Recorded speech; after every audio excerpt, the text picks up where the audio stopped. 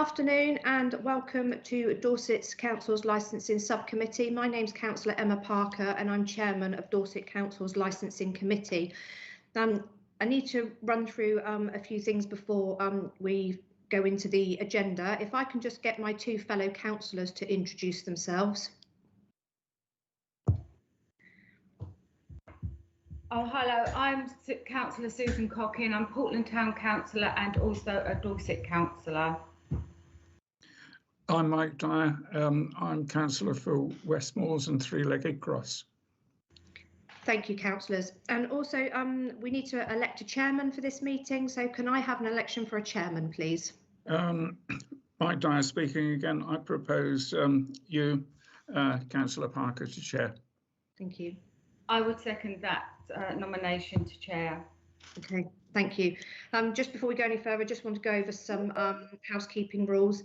This is a live meeting, so it will be streamed live on YouTube.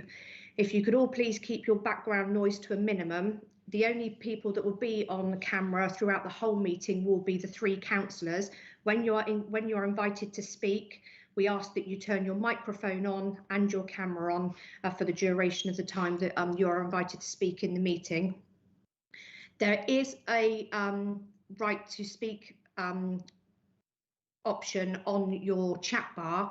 This is only monitored by Democratic Service and it's only actually there for anybody that has any technical difficulties. So if you think that you can't hear us properly or so forth, then please put that in there because there will be somebody there to monitor that, but it's not monitored by the three councillors in this meeting.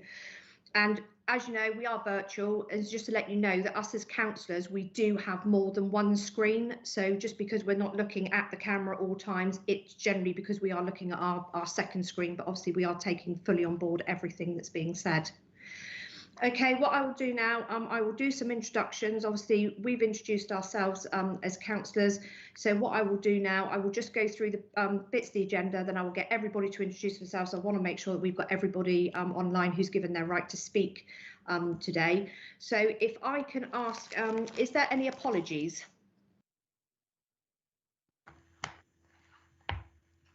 No, no apologies. Thank you. And do any of the councillors have any declarations of interest? No declarations of interest, Chair. Okay, thank you. Councillor Dyer? None from me, Chairman. Okay, thank you. And do we have any urgent business? No, Chair, no urgent business. Thank you very much. So I will now ask for introductions. So I will start first with our Democratic Service Officer. Hello, my name is Elaine Tibble. I'm a Senior Democratic Services Officer for Dorset Council. Thank you, Elaine. And we also have with us today as well, Roy Keepax, and Roy is the one who is going to keep us fully online today, we hope. Hi, Roy, and thank you. I will now go on to my legal representative. Good afternoon, I'm Laura Autry. I'm a solicitor with Dorset Council. Thank you. And I will now go on to our report author, and that is our licensing team leader. Hi, I'm Aileen Powell, and as you said, I wrote the report and I'm the licensing team leader.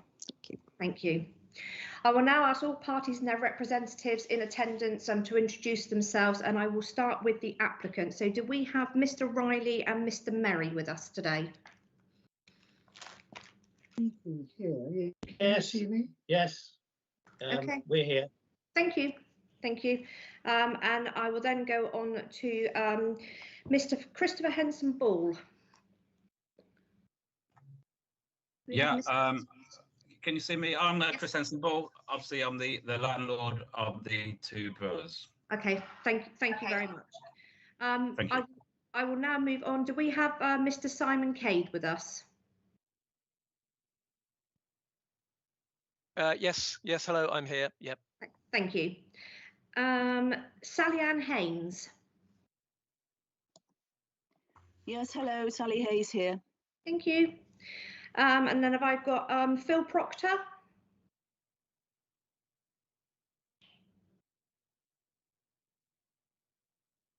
Okay, I will come back later in the meeting in case he's having issues getting on or something. And have I got Andy Brocklehurst? Yes, I'm here. Sean Bracey Yes, I'm here. and Philpott.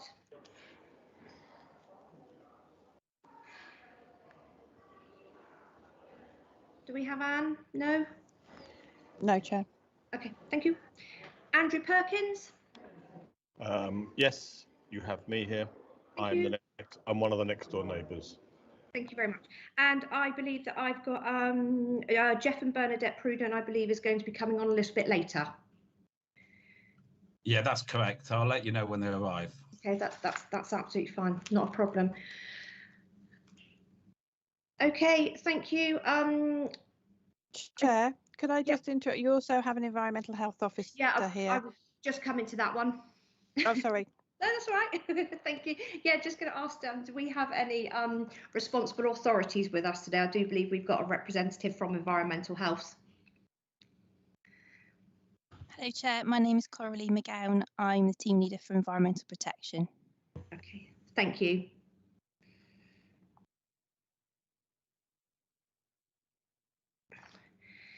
Thank you very much. Okay, all introductions done. So I will now move to the case before us today, and I'm going to ask the licensing team leader to outline the details of the application, including any withdrawn representations.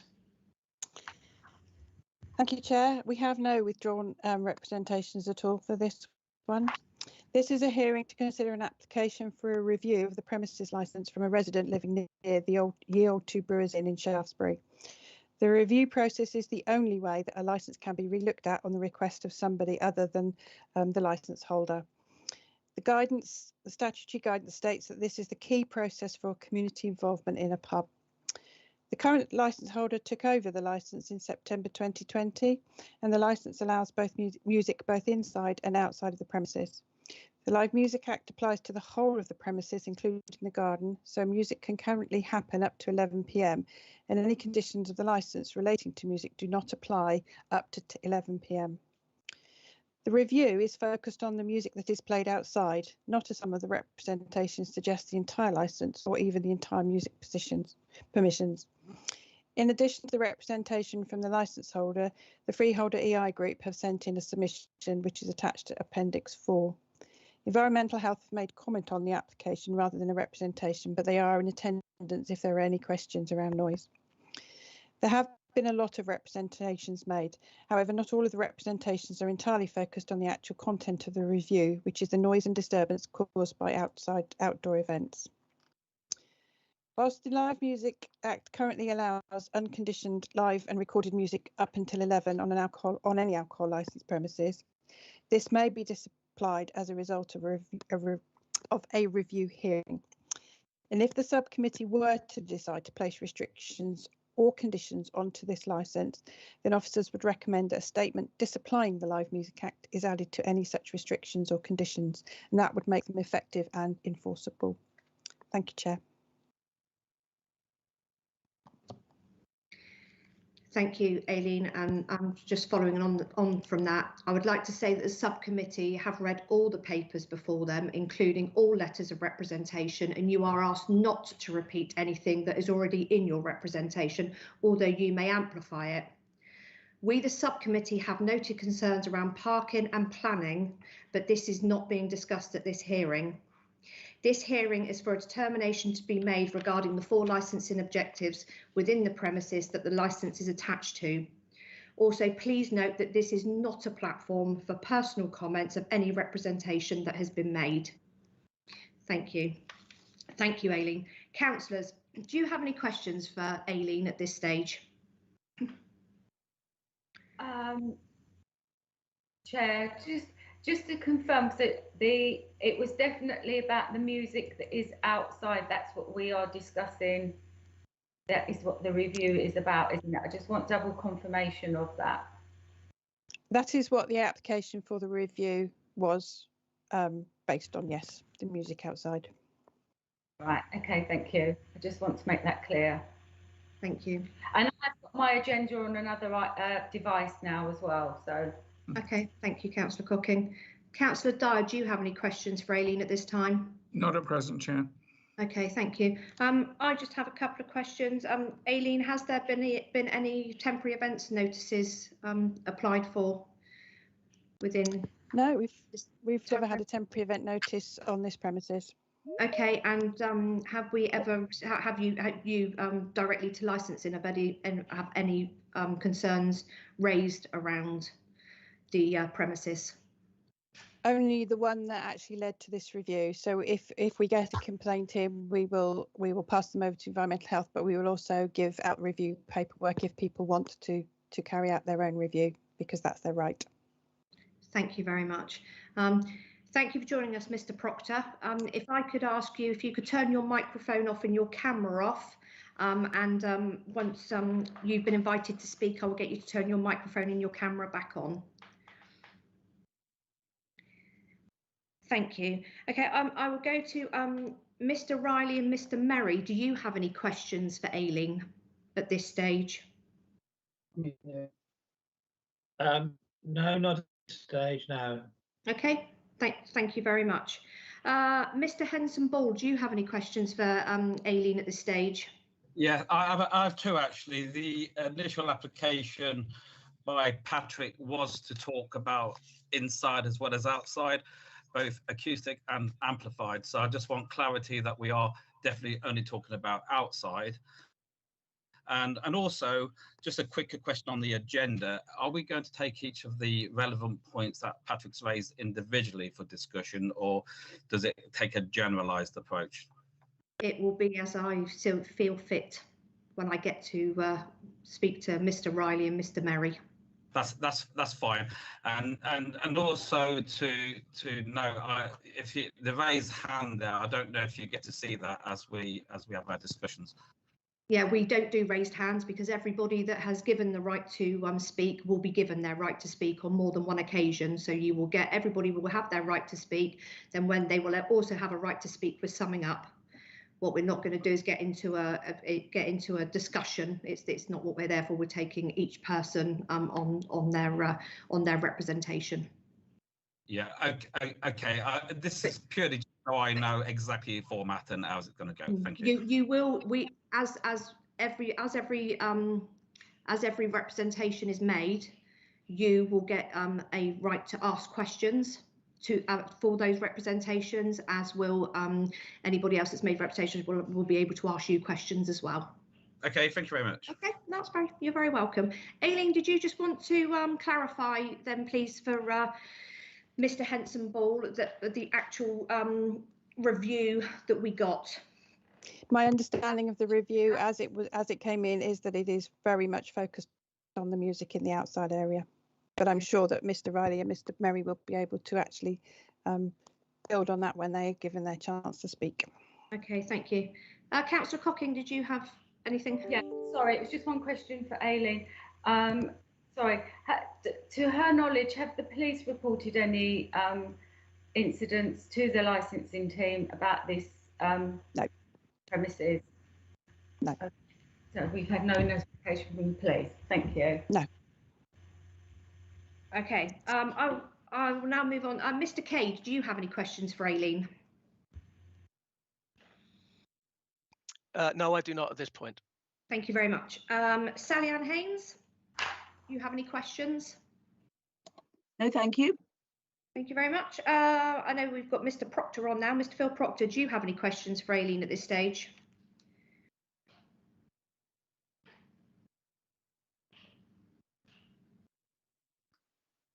No, thank you.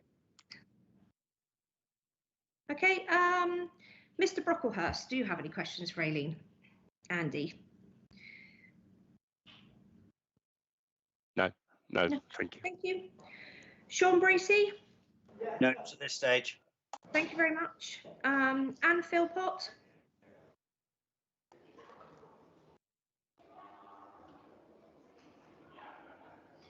No?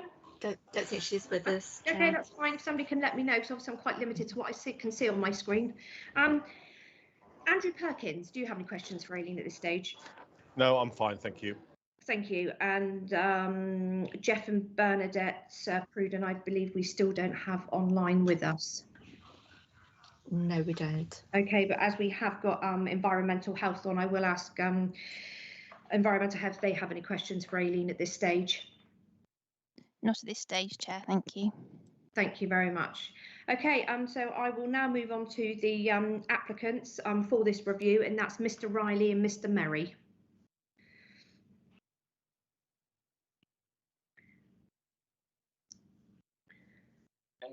We working? Good afternoon. Yeah. Yes, yes. Good afternoon. Hi. Patrick. Okay, is there before we go into asking questions, is there anything that you would like to add to what you've put in the review? There are a few things here I'd like to add, if I may. The 36 events from May to September were recorded environmental health complaint number 32411. I hope people have had a chance to see that and to see that it's not just the extra things that are put in, for instance, around the Froome Fringe. But the main point I want to make is that the real difficulty with locals, and it is the local ones that have responded mostly to the letter I sent round. Most locals have responded that we don't have a choice. The choice is very important, because if I wanted to go to a pub to listen to a particular sort of music, I could go. Whereas if I'm in the garden, I have no choice when there's a musical event on in the garden of the pub. So it's a matter of my choice being limited by the performance in the garden of the pub. I would like to point out that the request for the review stems from the reason is to prevent public nuisance. And to prevent public nuisance, I think the licence needs to be modified appropriately by your good selves. I do want to support the pub, except for the garden activities. And any ideas that have got round that we want to close the pub or revoke the licence is completely misled. That's not the point. The point is that we should reduce the noise in the garden, just that. Thank you, Chair. Is there anything else that you would like to add? I did write out a bit of a speech, if you like, but I don't know how long I've got. It shouldn't be very long. I'll run through it. Our issues with the two brewers concerns the nuisance caused by the entertainment events currently being put on by the landlords and the noise being generated. We do not have an issue with other aspects of the pub's operations. The level of noise generated during the events results in us not being able to exercise the enjoyment of our home, either outside or inside, while the events are in progress. We are driven from our garden and some of the noise pursues us into our home. My wife and I live actually next door, the other side of the wall to the two brewers. We do not feel able to invite friends or family into our home when these events are on. It also causes us mental distress before and after the events. Our objection concerns all genres of entertainment in both acoustic and amplified format and does not reflect any particular views of any of these. However, I must single out the drag night put on the 18th of September, which involved a considerable amount of obscene language, which we found offensive. We have lived next door to two brewers for almost 40 years. Whilst there have been events held in the pub during this period, they have been infrequent, no more than about 4 times a year, and have generally been linked to Gold Hill Fair, the beer festival, or similar cultural events in the town. We feel this frequency and the link to the cultural events did not warrant any complaints from us. This year, however, there have been 17 events recorded just since the easing of lockdown, and these have been reported to environmental health. This has changed the whole atmosphere in the local area, disturbing the hitherto quiet ambience of the locality. The sound levels have been recorded as approximately 75 decibels. However, I have recorded peaks of 100 decibels. The 75 decibels has been compared to passing cars, aeroplanes, and garden machinery. However, these sources of sounds are only transitory, whereas the entertainment goes on for hours. It is not just the level of sound that influences the surroundings. The sound frequency generated by different sound sources is a major contributor as well. The human voice has a limited frequency range and comparatively does not travel far, whereas frequencies generated by other sources, such as musical instruments, produce frequencies that travel over longer distances and can also penetrate solid structures. Historically, drums, bugles, trumpets, bagpipes, and whistles have been used on the battlefield to convey orders and rouse troops to fight. This is because these sounds frequencies penetrate the din of pitched battle effectively. The same effect is generated by entertainment events, both acoustic and amplified. Also, if a sound frequency hits a resonant frequency of windows, walls, etc., it'll pass through the structure with little impedance. This is why music, etc., follows us right through our home. The human voice does not match the resonating frequency of these structures, and so even if the pub is full of people talking loudly, we hear very little. With music playing inside or out, we are disturbed by parts of the sound frequency range coming from the music, although when it's playing it is much intrusive. We hear the bass and higher registers, and this penetrates right through the house. Both sound levels and sound frequencies need to be considered as part of the nuisance. To say we should not have bought a house next to a pub if we did not want noise is not a valid comment. It must be remembered that 40 years ago, the pub did not stage entertainment events, and the noise generated was from a few folk conversing in the garden. We understood that when we bought the house. Now the pub has changed, and we're being expected to accept the new mode of operating, which is unreasonable. The existing nature of the area should have been considered before the landlords implemented their business plan. The business model now being operated is inappropriate for the pub's location, deeply embedded in a quiet residential area. I question the assertion that this is the only viable model for the pub, because several previous landlords have been very successful without entertainment events. The resolution adopted by Shaftesbury Town Council, put through to the licensing committee supporting the licence review, also makes the point that the business model is in the wrong location. I believe that the landlords have conducted a social media campaign to raise support, but as I do not participate in social media, I'm not aware of the content of their posts. However, I do not think that trial by social media is productive, and we have not got involved in case it degenerates into a public slanging match. I hope the committee will weigh the opinions of supporters of the pub who do not reside in the area and are therefore not directly affected proportionately. Thank you. Thank you, Mr. Merry and Mr. Riley. I will just comment on around social media. We have not been privy to anything on social media, any platform of social media, so that is going to be completely irrelevant to this hearing today. But thank you. Can I just ask, obviously there's been quite a lot said around amplified music of it exceeding sort of like the 75 decibels. Can I ask what equipment you are using to actually monitor this? I was using my mobile phone app. So yes, it's not a calibrated it's instrument. not calibrated. No, but Environmental Health did do a recording in Mr. Riley's house on the 18th. So presumably they have a recording that was calibrated. Okay, well, just going back to obviously anything that's come up with Environmental Health at present, we don't actually have any comment or any evidence from Environmental Health at the moment. Obviously, the one that was referred to, which I believe you referred to just a minute ago with regards to, spare me a second, because running off a device is never great because you can never find what you're looking for. I believe the one that was mentioned earlier around Environmental Health, I believe that's now been that's been investigated and is now a closed case. So I just want people obviously to be mindful of that.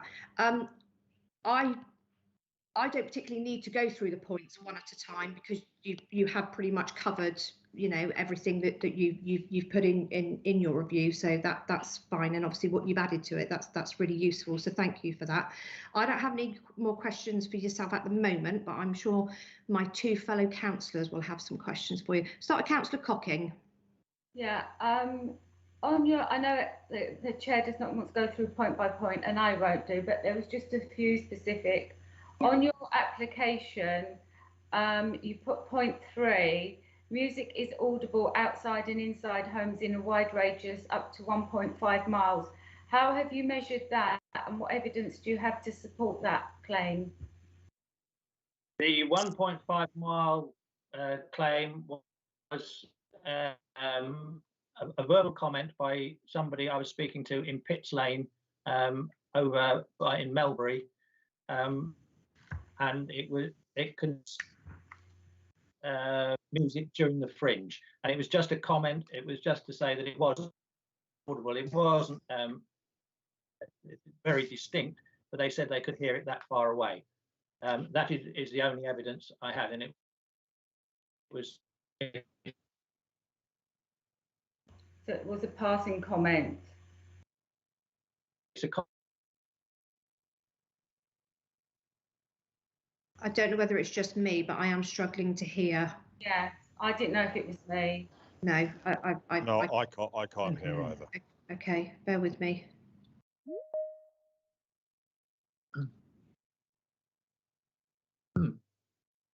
Yeah, it's coming up bad network quality with me.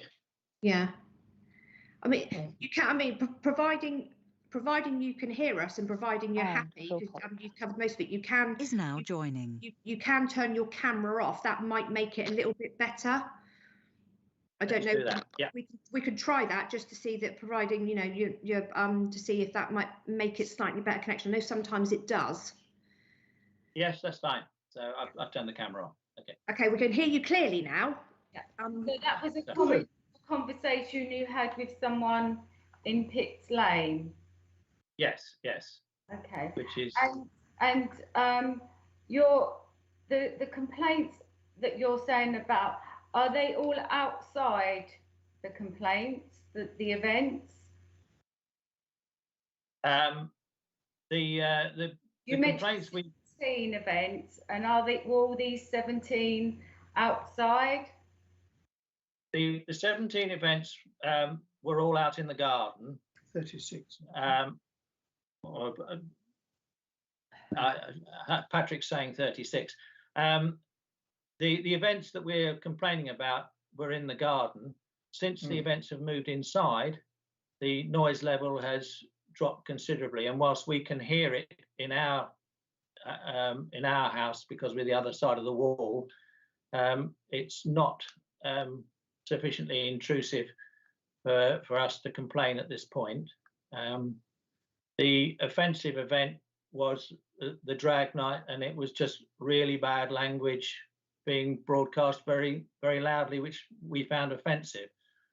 But that was a specific event. So, and you're considering the whole process of outside entertainment rather than specifics. I appreciate that. And there was also on page 27. We've already mentioned the Pitts Lane and Breach Lane. Do we have any documented? Have they written any documented evidence that they could hear from there? One of the letters that supported the review came from a lady in Breach Lane. Right. Okay. I don't know which one it is exactly, but she mentions that she lives in Breach Lane. Okay, then that's fine. And word of mouth from that whole area. The other side is St James Church, which seems very strange to hear it so clearly round the amphitheatre at the end of the valley here. Quite a few comments. People wrote in to me and spoke with me about the sound they can hear very clearly. It's amazing. Yeah, and there was another one.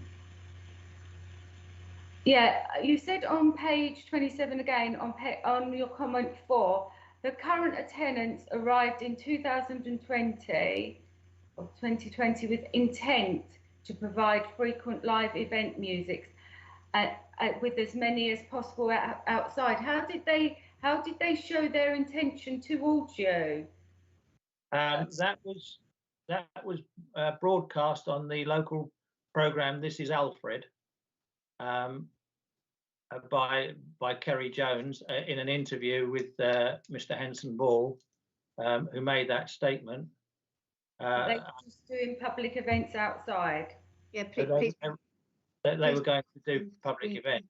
We don't We're have not this talking information about social media, so that's how they right. Okay, that's fine. That was their intent. I just wanted to know where you got that statement from. Thank you. Could I also point out that the original sorry, are you with me? Yeah. I would just like to point out the original letter I sent round was at the end of June, after we'd had the whole of June's outdoor experience and talking with Mr. Henson Ball about it, and it still went on. So it was on the evidence of those early readings that I sent in.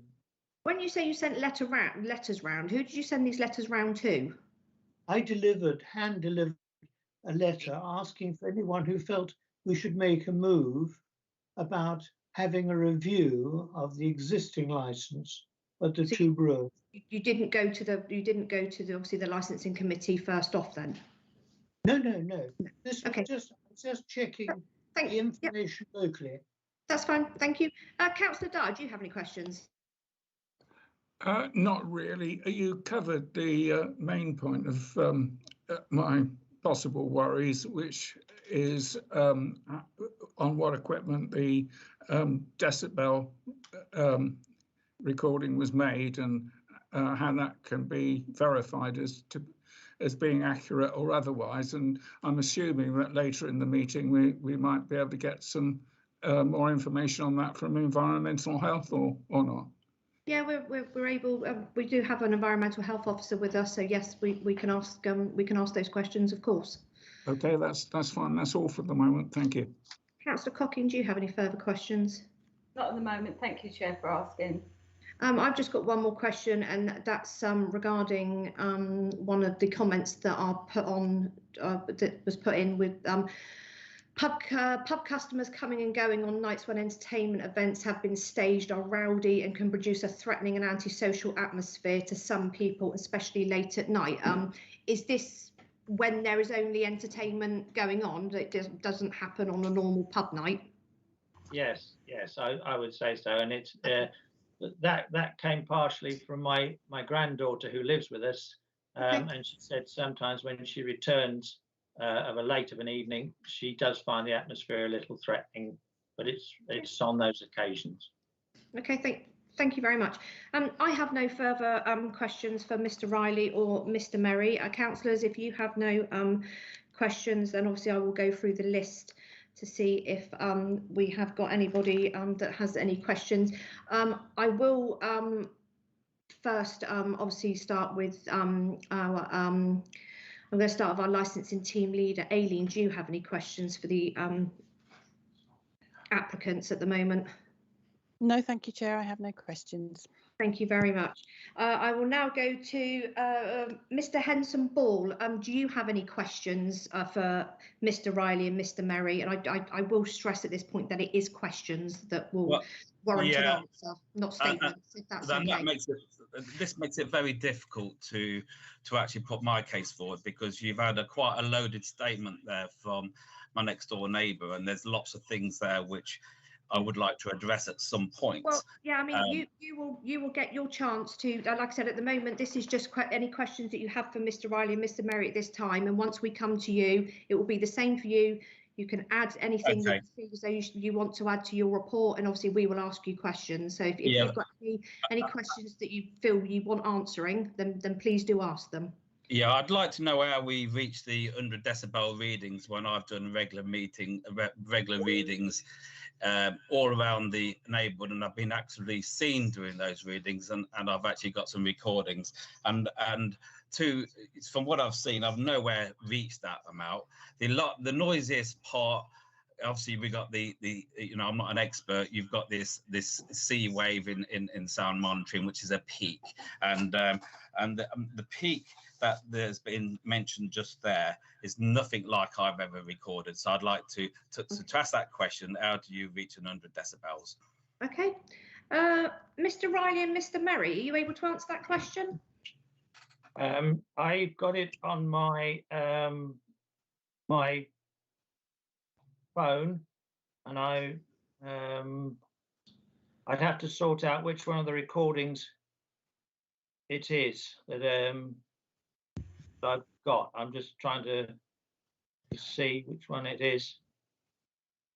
On the 12th of September, I had the measurement values and were LAEQ 71.1 decibels, maximum level 92.7 decibels, LC peak 108.2 decibels. So that's just one example. And the app I'm using is NIOSH SLM. Okay, thank you. Chair, could I add anything at this point? Only if it's to answer Mr. Riley's, Mr. Henson Ball's question. Well, I just wondered whether it would be helpful to see that this was one event out of 36 during the summer, which caused, I think, a nuisance. Okay, well, that would have been, you know, that it's quite difficult to take late representation when it's a virtual meeting. It is at my discretion to take late representation, and I would say in this instance, no, because everybody would need to be privy to that information. So I will just now go back to Mr. Henson Ball and just ask if you're happy with the answer to that question. I'm not happy with the answer purely by the fact that on the 12th of September, to the best of my knowledge, we were all searching it. Oh, say that again. So you broke up then. I didn't catch the last bit that you said then. Yeah, through our best of our knowledge, on the 12th of September, we didn't actually have any entertainment. So I'd like to know, what entertainment did we have on the 12th of September, please?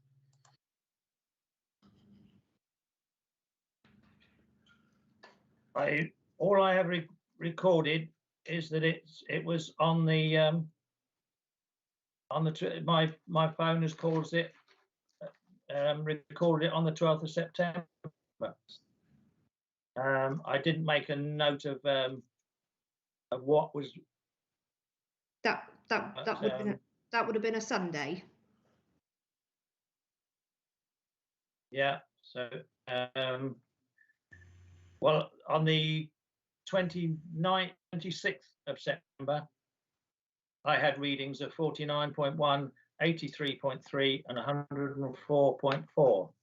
I thought you said the one that you had just a minute ago was a one-off. That's another set of results.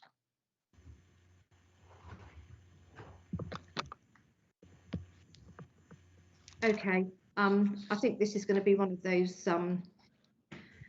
questions and answers that's going to be to agree to disagree. I'm afraid I don't actually think we're going to get any resolve out of this. Mr. Henson Ball, if I could come back to you, please.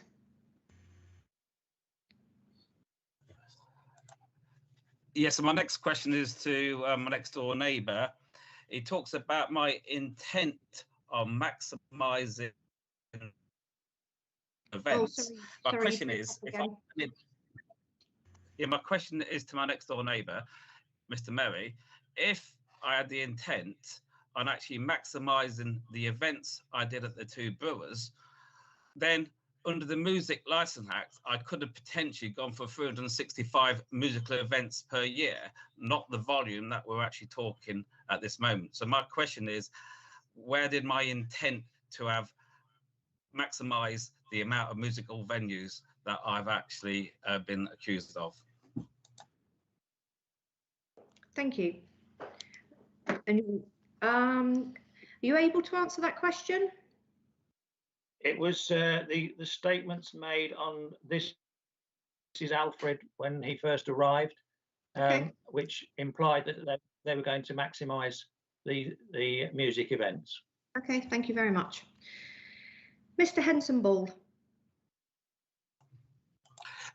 Yes, again, going back to my next door neighbour, can I ask him to confirm that during a conversation with him before I even actually signed the tenancy agreement, he actually suggested to me that there was people, some, who didn't actually want live music here and certainly didn't want the pub. I deny that statement completely. I never said anything of the sort, and I never would have done. Okay. The pub has always been an asset. Okay, that's fine. Again, that's not information that we're privy to. Mr. Henson-Ball, do you have any further questions for Mr. Riley and Mr. Merry?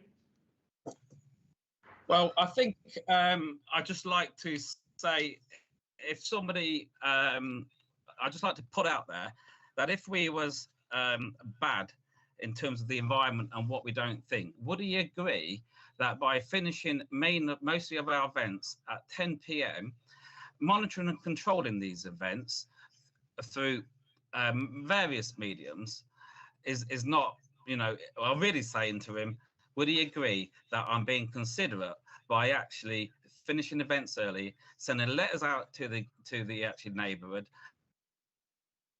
So I'm asking, would he agree then that I've actually been quite generous to the environment? Could I answer that, Chair? Say that again, sorry. May I answer that? Yeah, of course you can. Yeah. I Yes. mean, you know, you can answer any question that you wish to answer. If you don't feel comfortable answering a question, then you really don't need to.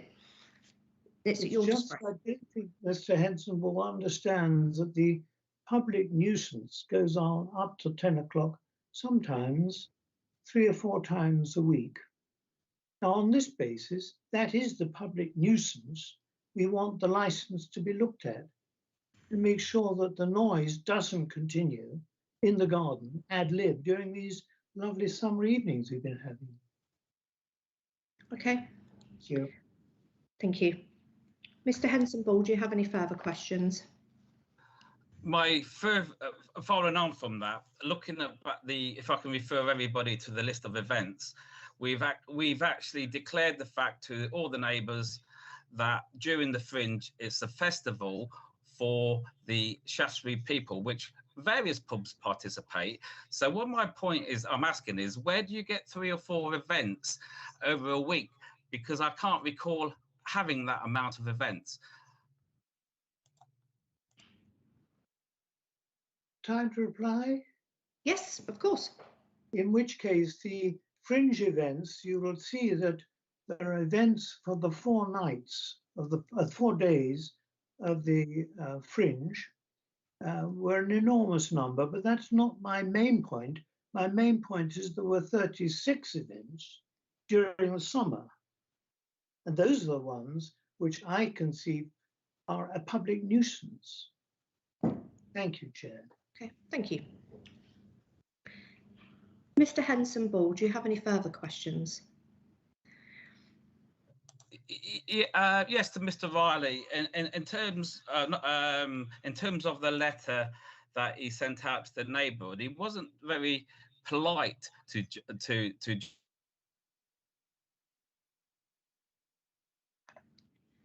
not in a very good way. So, sorry, Mr. Henson-Ball, I completely lost you then. I don't know whether it was just me or everybody, but I literally only just heard the first bit about a letter.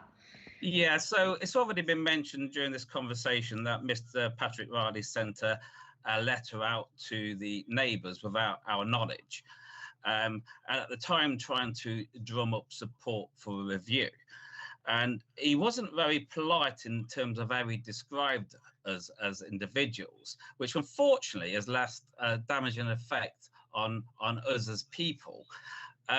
So can I ask Mr. Riley, would it have been best to have actually come to see me in the first instance rather than trying to drum up an environment, a bad environment, which has worked against us publicly? I'm happy for them to answer the question as to coming to you directly. Obviously, again, we're not privy of any of the content of the letter. How difficult it is, we can't, you know, we can't really take that into account just because we don't know what was in it.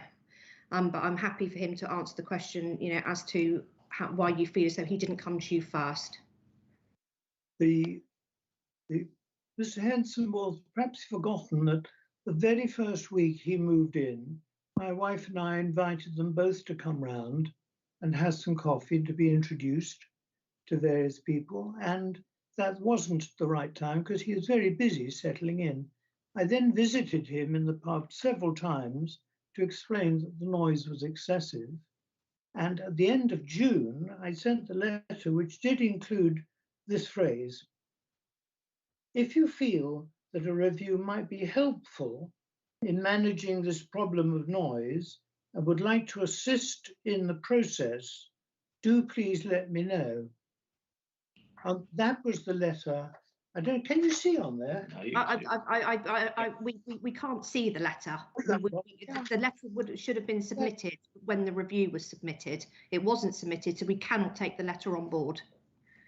Right, it was submitted to Environmental Health, though. But it wasn't submitted as part of the review. We can only take on what we have in front of us. It's not fair because everybody could come to us with letters at the hearing, and you know, really, it should be. You know, these hearings are dealt with in good time. There's a good time scale, so any evidence or information that you wanted us to be privy of should have come in with those packs. I will go back to Mr. Hensonball if you have any more questions. Yeah, unfortunately I do. I'd like to ask Mr. Riley to tell me, when did he visit us after that invite, which I acknowledge he gave me, until that letter was inserted? Because to the best of my knowledge, and I'm talking to my partner and looking at staff, we have never seen Mr. Riley visit this pub until he actually dropped that letter in front of me. So I'd like to attend this pub. So I missed the last bit. He's asking you when did you go in? I phoned, I called in, I can't remember the dates. Yeah. Okay. Couldn't give you evidence of that, I'm afraid. Okay, that's fine. I think probably best we leave that particular one there, if that's okay. But I obviously will ask Mr. Hensonball if he has any further questions for Mr. Riley and Mr. Merry. Yeah, I really, you know, I can go on and I won't, because I'm sure some of these things will be flushed out as we go along. So in politeness to everybody here, I will pause there, but I have got lots more information at my readiness to dispute some of the things that have actually been said about this pub. Okay, thank you very much for your questions. I appreciate that. Thank you. Okay, I will now move on to my list that I have. Obviously, I've got Simon Cade. Do you have any questions for Mr. Riley or Mr. Merry? I don't. Can you hear me? I'm going to go just with audio because of the broadband issues that are going on. No worries. Good. I don't have any questions for Mr. Riley and Mr. Merry. I just have. You said about. You will get your opportunity to speak. Sure. Okay. Yes. Okay. Thank you. Sally Ann Haynes, do you have any questions for Mr. Riley or Mr. Merry? None, thank you. Okay, thank you very much. And I will go to Phil Proctor. I'm not sure if we've got yes, Mr. I'm Proctor here. on. Hello. Hello. Yeah, I am a local town councillor. Yep. He also lived at the house where Mr. Riley lives. I lived there for 27 years, and from 1980. And therefore, I know the situation very closely. Yeah. Do you have any direct questions for Mr. Riley and Mr. Merry? Not at this point. If you don't, that's fine, because you will get your opportunity to speak. Okay, thank you. Later on in the hearing. Okay, thank you. Andy Brocklehurst, do you have any questions for Mr. Riley and Mr. Merry? And can I stress questions, please? No, I don't. Thank you very much. Sean Bracey? Yes, I just have two questions. The first is regarding the statement about there being noise heard 1.5 miles away from a resident in Pitts Lane. That was said to be over the Fringe weekend, which was a Shaftesbury-wide event. and I want to confirm that they can say that that categorically the noise came from the two brewers that was heard. Thank you. Mr. Riley and Mr. Merry, are you able to answer that question?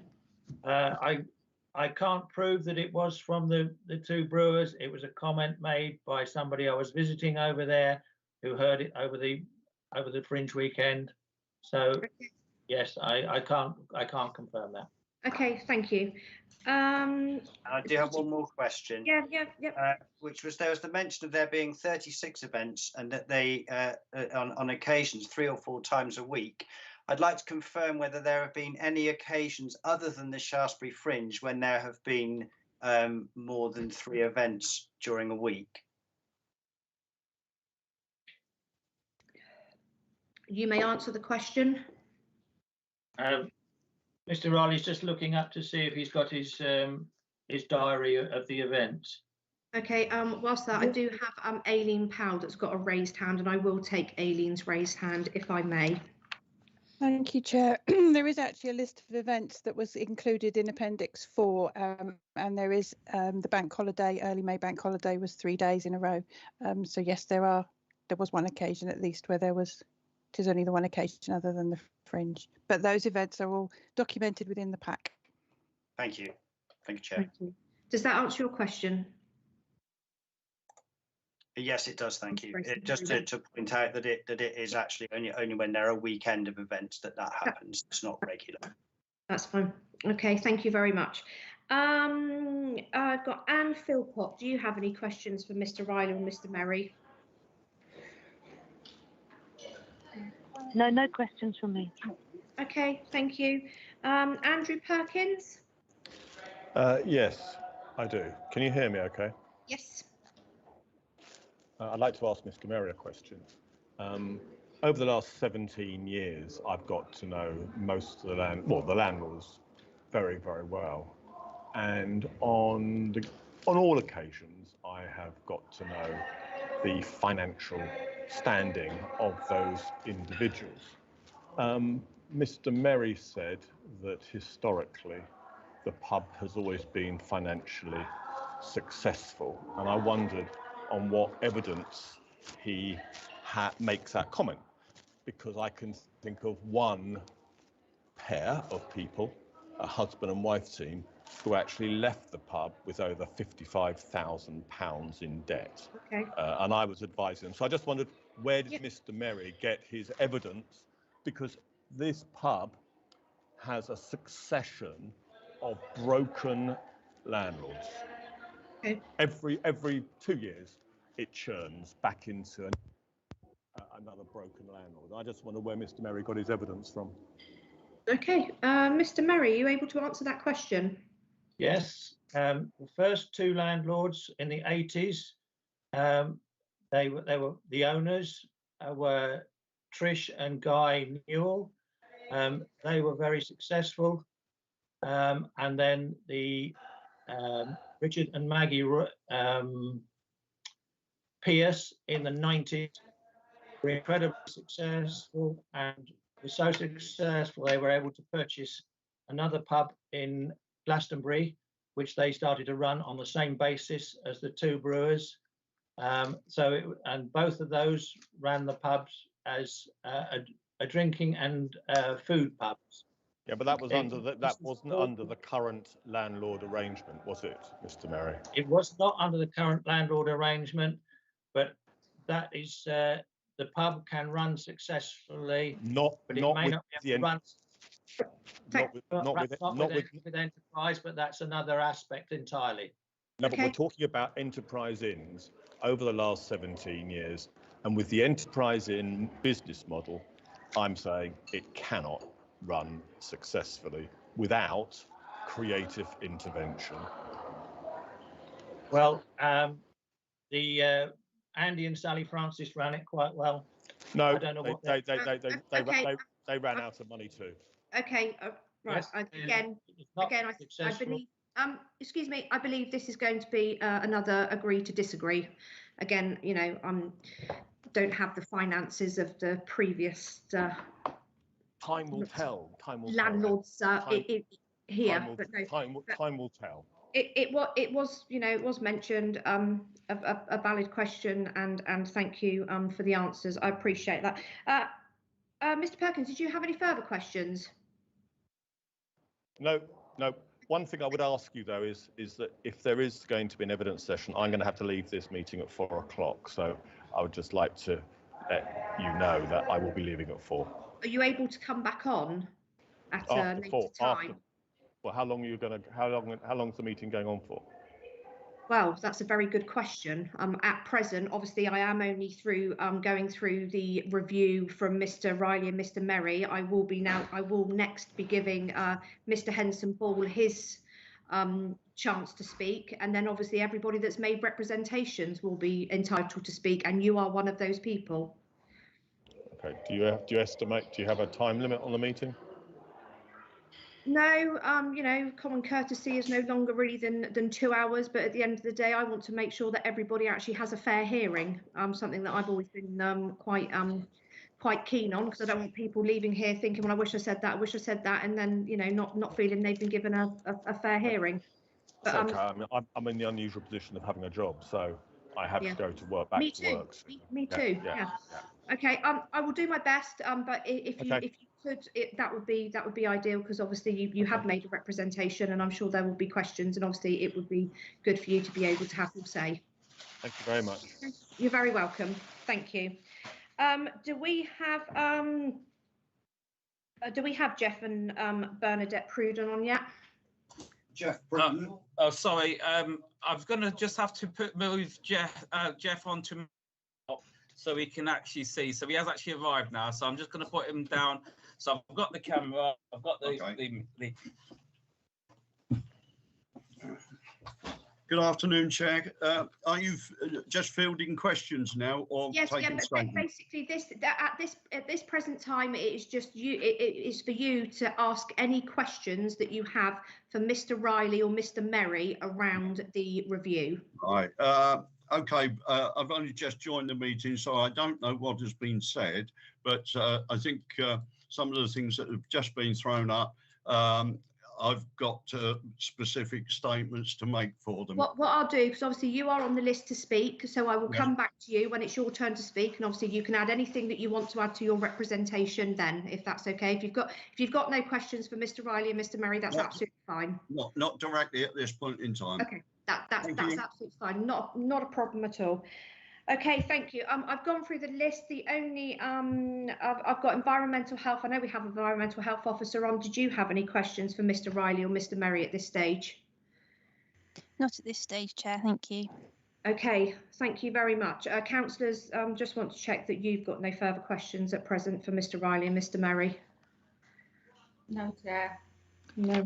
From me, thank you, Chairman. Okay, thank you. Okay, thank you, Mr. O'Reilly and Mr. Merry, for your input. There will be a chance for you to obviously ask questions, should you have any, to anybody that's made representations today, and obviously you will get your chance towards the end of the meeting to sum up your case.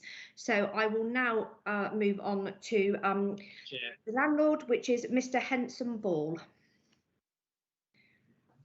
Yeah, hi there. Can you hear me okay? Hello. Yes, thank you. Unfortunately, I've got plenty to be said, but what I did is I went through these salient points more than anything. Clearly, you've asked me not to repeat what I've already said.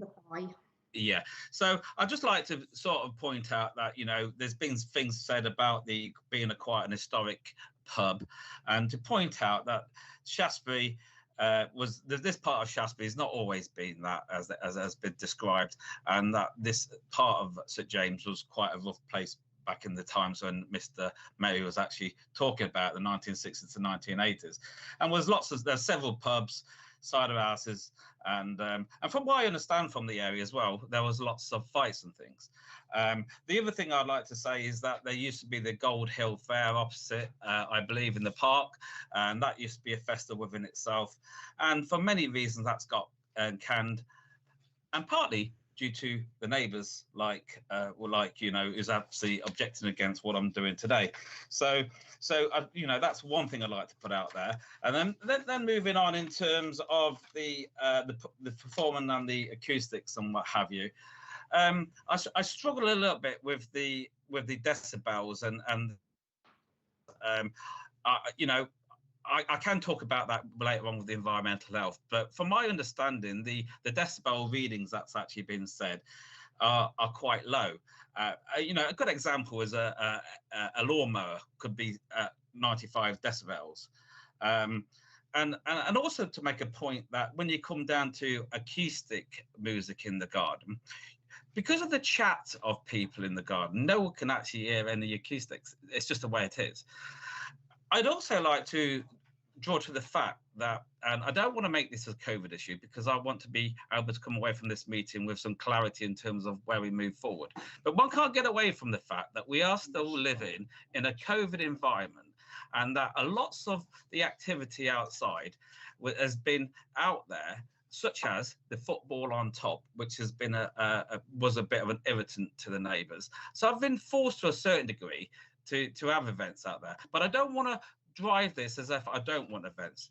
I'd also like to point out that the type of events, some of these events that they're claiming and talking about are you know, folk music, who actually tap tambourines and have their little musical instruments on a Sunday afternoon for 2 hours. I've also been suggested to me that I play music from midday right through to 11 o'clock at night. Now, I know I provided the evidence, but again, I'd like to draw that onto the fact that you can spin this in the sense that you can join the dots and say, well, they do play music from 12 to 11. But when you look at individual events, they don't go on for no more than 2.5 hours. And some of those events have actually got 45 minutes gaps. So when we talk about some of the noise and the loudness, it's been grossly exaggerated. And so I just like to put it out there. There's, apart from the Fringe, which I accept, there's lots of activity. And the one bank holiday when we first opened, there hasn't been the durations of the activity and the loudness that's actually been described.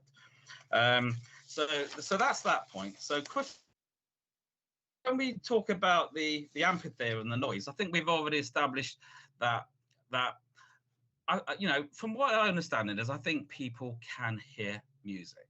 I think the problem is I think the loudness could be disputed and monitored. So I don't think that is the case because we're actually doing this. I think this is about an appetite for people not wanting music entirely.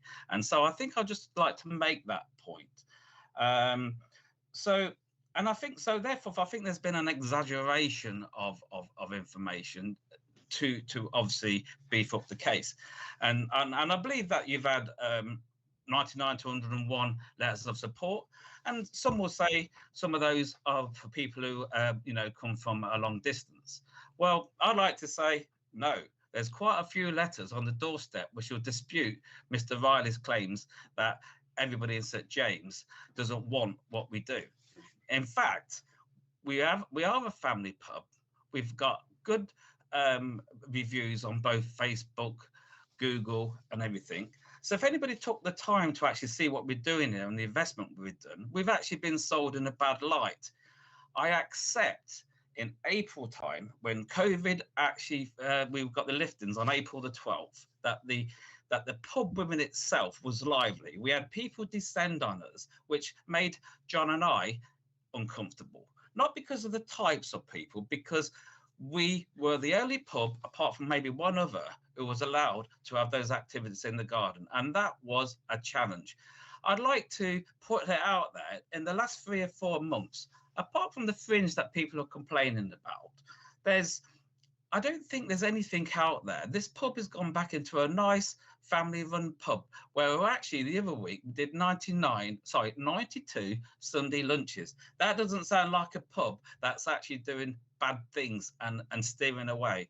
I'd also like to put it out there that the people who are actually staying away from this pub is because of what's been circulated.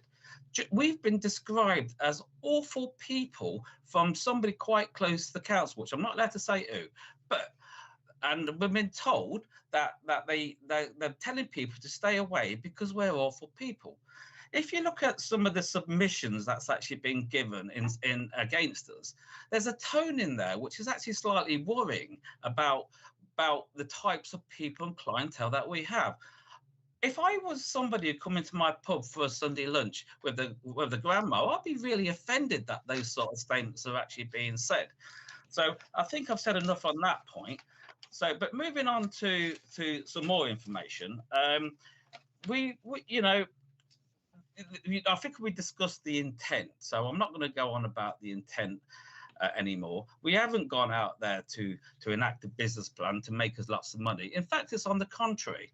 I'm actually going into winter dead on, in and out the red all the time. That's not a good place where I would like to be. And without these actual events, which actually keep people interested in the pub, I believe that I'd already bowed out by now. So you haven't got somebody who's really irresponsible here. I'm trying to actually do sensible things. In fact, the most sensible things we've done actually is join Pub Watch. The most sensible things that I've done is ban people who actually cause any problems in this pub. That can be evidenced through my logs that I keep. So again, I you know, we've been described like the noisy events that leave the pub. I've actually been outside the pub and told people to keep the noise down. In fact, I've even had comments on that and our good order. I won't lie to you and tell you that we haven't had 2 or 3 instances where I've had to get things sorted and act as a proper landlord and take positive action. But my point is, we take positive action in this pub.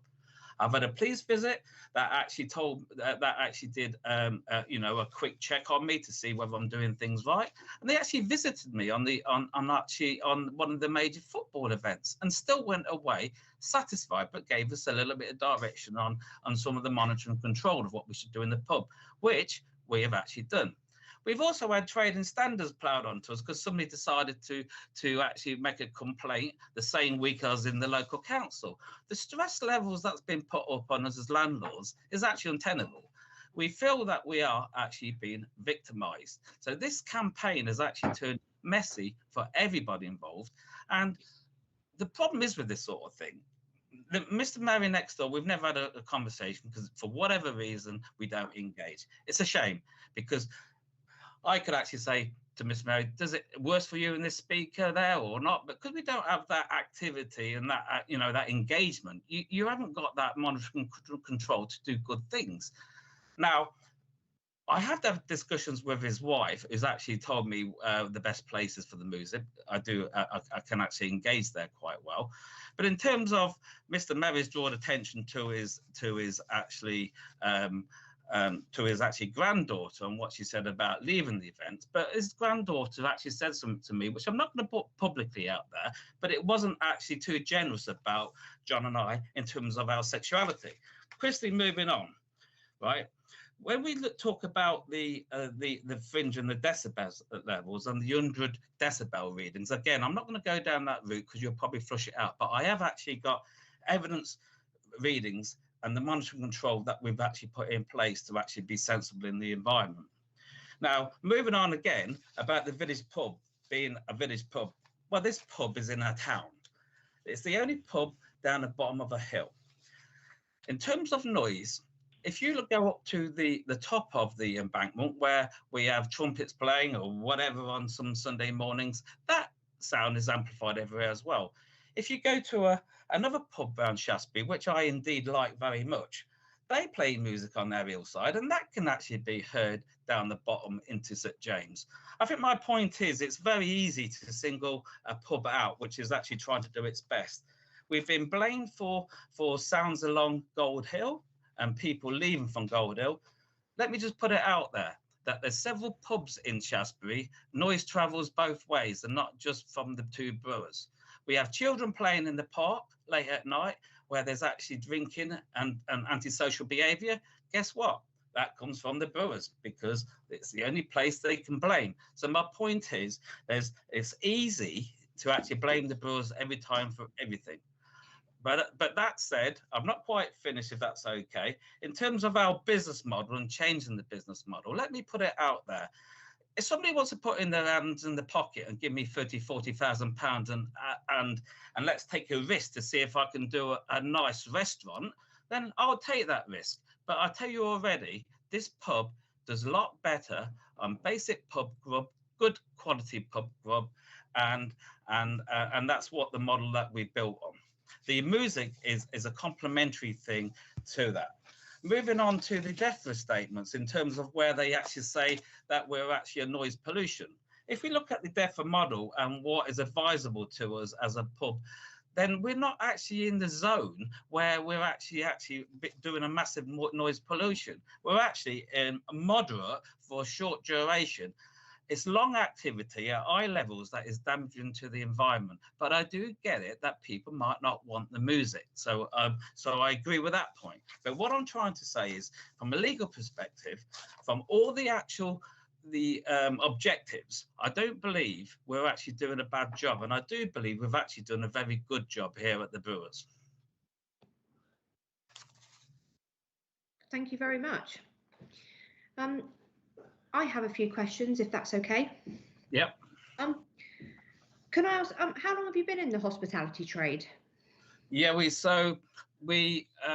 you know, you want me to be absolutely honest, we created the Candy Cafe Limited going back approximately, because you've just asked me on the spur of the moment, probably about 5 years ago, where we actually, as it sounds, the Candy Cafe was a sweet shop, bleak cafe, and so that's where we started. Unfortunately, I had a medical condition. I was a relative senior civil servant. I've served in the RAF, so I've had a good career, but unfortunately I had a serious blood clot and it took me away from what I'd like to do in life. So I found myself in a position of what do I do with myself? So, you know, I couldn't walk for a long while. So then we decided to actually do a quick test in Bath against a pub to see if I could actually cope. And luckily I've got a little bit fitter. I do have mobility issues, but it's more about how I feel and how I get on with things. So in short, your answer is probably about 5 years, I guess, but there was a little bit more in there. Okay, thank you. And how many staff do you employ? Well, that's been a variable. In the peak of the summer, there's about 18.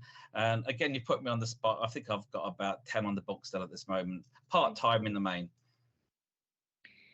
And what is your maximum capacity that you have at the Brewers? Well, are you talking inside or outside? Both, please. Well, to sit comfortably inside, and with a sensible spacing, we can get about 80 inside, and outside. Now, I'm not really counted, but I should imagine you can get about 140 people outside comfortably. Okay, thank you. So with regards to the events that you have, during a normal year, say your year going forward, yeah, would you be able to give a rough, a rough number as to how many outside events you would potentially want to have? Well, it's a difficult one, and I'll answer it as best as I can. First of all, I like to point out that outside is not always a viable option anyway, because of the weather and the coldness. And again, before I answer your question, to point out the times that we're going through. So, but in terms of outside, the reason why I don't want to put a restriction on this, because if somebody came to me and said, let's say you said to me 2 a month, and then you gave me 2 a month, and somebody wants a wedding, and they said, oh, can we have an event on a wedding on the Friday night, but I've got something booked on the Saturday? Am I really being asked to turn down a venue when I could, or asked to put a temporary events notice in? That would be really unfair on my business model, in terms of, because that's what they talk about. I'd be declining people, and I wouldn't be able to give them the confidence in terms of whether I could cater for them or not. I certainly wouldn't want to go to a venue and just say, well, let me put something in and hope that I get something out. But what I can do is reassure you from my perspective. For one, I don't think there's a demand to do 2 or 3 events every weekend, and I've got no intention on doing that. But I need to have the flexibility to do what I want, provided I'm operating within the correct legal framework. Okay, thank you. Can I ask how many comments have you received directly with regards to any noise issues around the premises? And when I say directly, somebody that's actually either come to you face to face, telephoned you, not anything on social media, but anybody that's come directly to you. this puts me in a very difficult situation, because there was a local councillor's wife who rang me up 8 times in one night, and then told me that there'd be consequences if I didn't take action. So that's 8 there, 10 there with her. And then then I think when we first actually opened, I had some people from Goldhill telling me that they didn't want music, and I said, well, that's not going to happen, but I reassure you we're taking sensible steps. And I think we've also had a couple of phone calls where people say, I want that music off. When I tell them it's going to go at 10 o'clock at night, they said, I'm not bothered, I want it turned off now. So we get unreasonable requests, which I think we answer fairly. But on balance, it's all to do with the fact that some people don't want music. Simple as that. Is this something that you have a log of? We do have logs. In fact, I've got to be blunt. The logs started a little bit more later in life, when we actually decided that we need to do monitoring control a little bit better. You know, we're no experts there. The police came in and they said, yeah, it's best thing to do that, to do that. And I think we've been. You know, I invite any of you to come and see what we do here, because we're actually taking really sensible actions in terms of what we do here. And I'm not out here to annoy. And even if we went away here where you said there's no grounds, if that happened, I will still do my sensible things and finish at a sensible time in the garden and be respectful. The only thing I would like to draw attention to is the fact that there's been some miscalculation on the drag night, in terms of, I read somebody's response talking about 3 a.m. in the morning. What I can tell you is that the music stopped at 11:45, the actual security we had on that night, and that can be verified if it needed to be, put the last one out. What I will be, because I am an honest chap, we didn't go on till 3 o'clock in the morning. We were tidying up and staff were it, and they stayed overnight and was clearing the garden up. So that's probably the disturbance that has been drawn attention to. But it certainly wasn't till 3 o'clock. That's a grossly exaggeration, but we were there. Okay, that's fine. That sort of leads nicely on to my next question. With your event around that you had on Saturday, the 18th of September, obviously you said that event, and obviously it's on your chart as well, that the event finished at 11 p.m. Is there any reason why that event went on slightly later than events that you've previously had in the garden? Yeah, that was more around in the times of when the availability of the acts, really, and then we had 2 distinctive acts, as long as with a DJ. But what I will say is I've got recordings of that night, and they don't actually reach anywhere near that's been suggested. 67 dBAs, I think, off the top of my head, is that what I recorded in the garden. So that started at 6 p.m. and it ceased at 11. It did indeed, and that's the longest event. And so you're talking about, I think that might start at 7, to be honest with you, in true sense. The music. Yeah, your list just says 6. That's where I've just picked it up from. It might be because we had a long. I think doors opened, but doors opened at 6. So I think we've just given the full window. So the actual entertainment ceased at 11, and then you had 100%, and that can be verified for the security. You had your clearing up period after that. Absolutely, and it's like anything in life, lessons learned. You know, obviously that was obviously a clearing up later at night, and in a more of a social scene, no sales out like that. I'll have to be mindful of the fact that I probably shouldn't clear up later at night if that's the case. But I'll take that one on the chin. Okay, thank you. I mean, how do you go about monitoring your noise from your point of view when you have events on? You know, how often are you monitoring the noise? If there's an issue, do you attend to it to say, you know, this needs to be turned down, and you know, to sit within the Yeah. So what we do is just if you can give me one moment. But what we have got, we have actually got a Casona SL720 monitor. Calibrated, which we actually walk around the environment. So what I do is because I accept the fact that as noise, the problem is as the world closes down a little bit, you might be at the same sound, but things can travel differently at night. So and I will also accept different types of music does a different thing. I actually I will answer your question, but there is a relevant point here. I actually sought advice from Environmental Health because I didn't want to actually go and, purposely annoy the neighbours. But clearly, what we do is going to be annoying anyway. But my main point in all this is that we do monitor and control. I tend to go to the furthest point in my garden to check what the dBA is. Then we hit Gold Hill. Most of the time that's down to 55 dBA. Patrick was out one day showing me that his laptop said 65 dBA, which I was delighted because I thought that was very sensible. But he insisted I went into his garden and we did a 65 dBA check in his garden, which is what 2 or 3 doors down. Now, Jeffrey, I'll no doubt you'll speak to again soon. He's seen me out doing monitoring control, and so we're very sensible. But once I know that we're actually at a sensible mode, unless there's any further complaints that evening, I don't.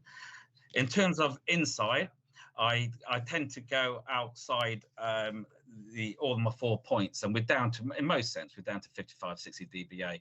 Of course, I'm concerned about next door, and a good example would be the folk music came in on Sunday, and I totally forgot them, and they went and plonked themselves down around the corner of the pub, which is closest to next door's front room.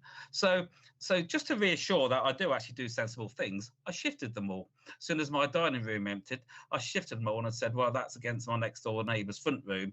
And at 16:47 on Sunday afternoon, I shifted the whole lot to the back of the pub. So you've not got an irresponsible landlord here. You've got someone who's doing the best.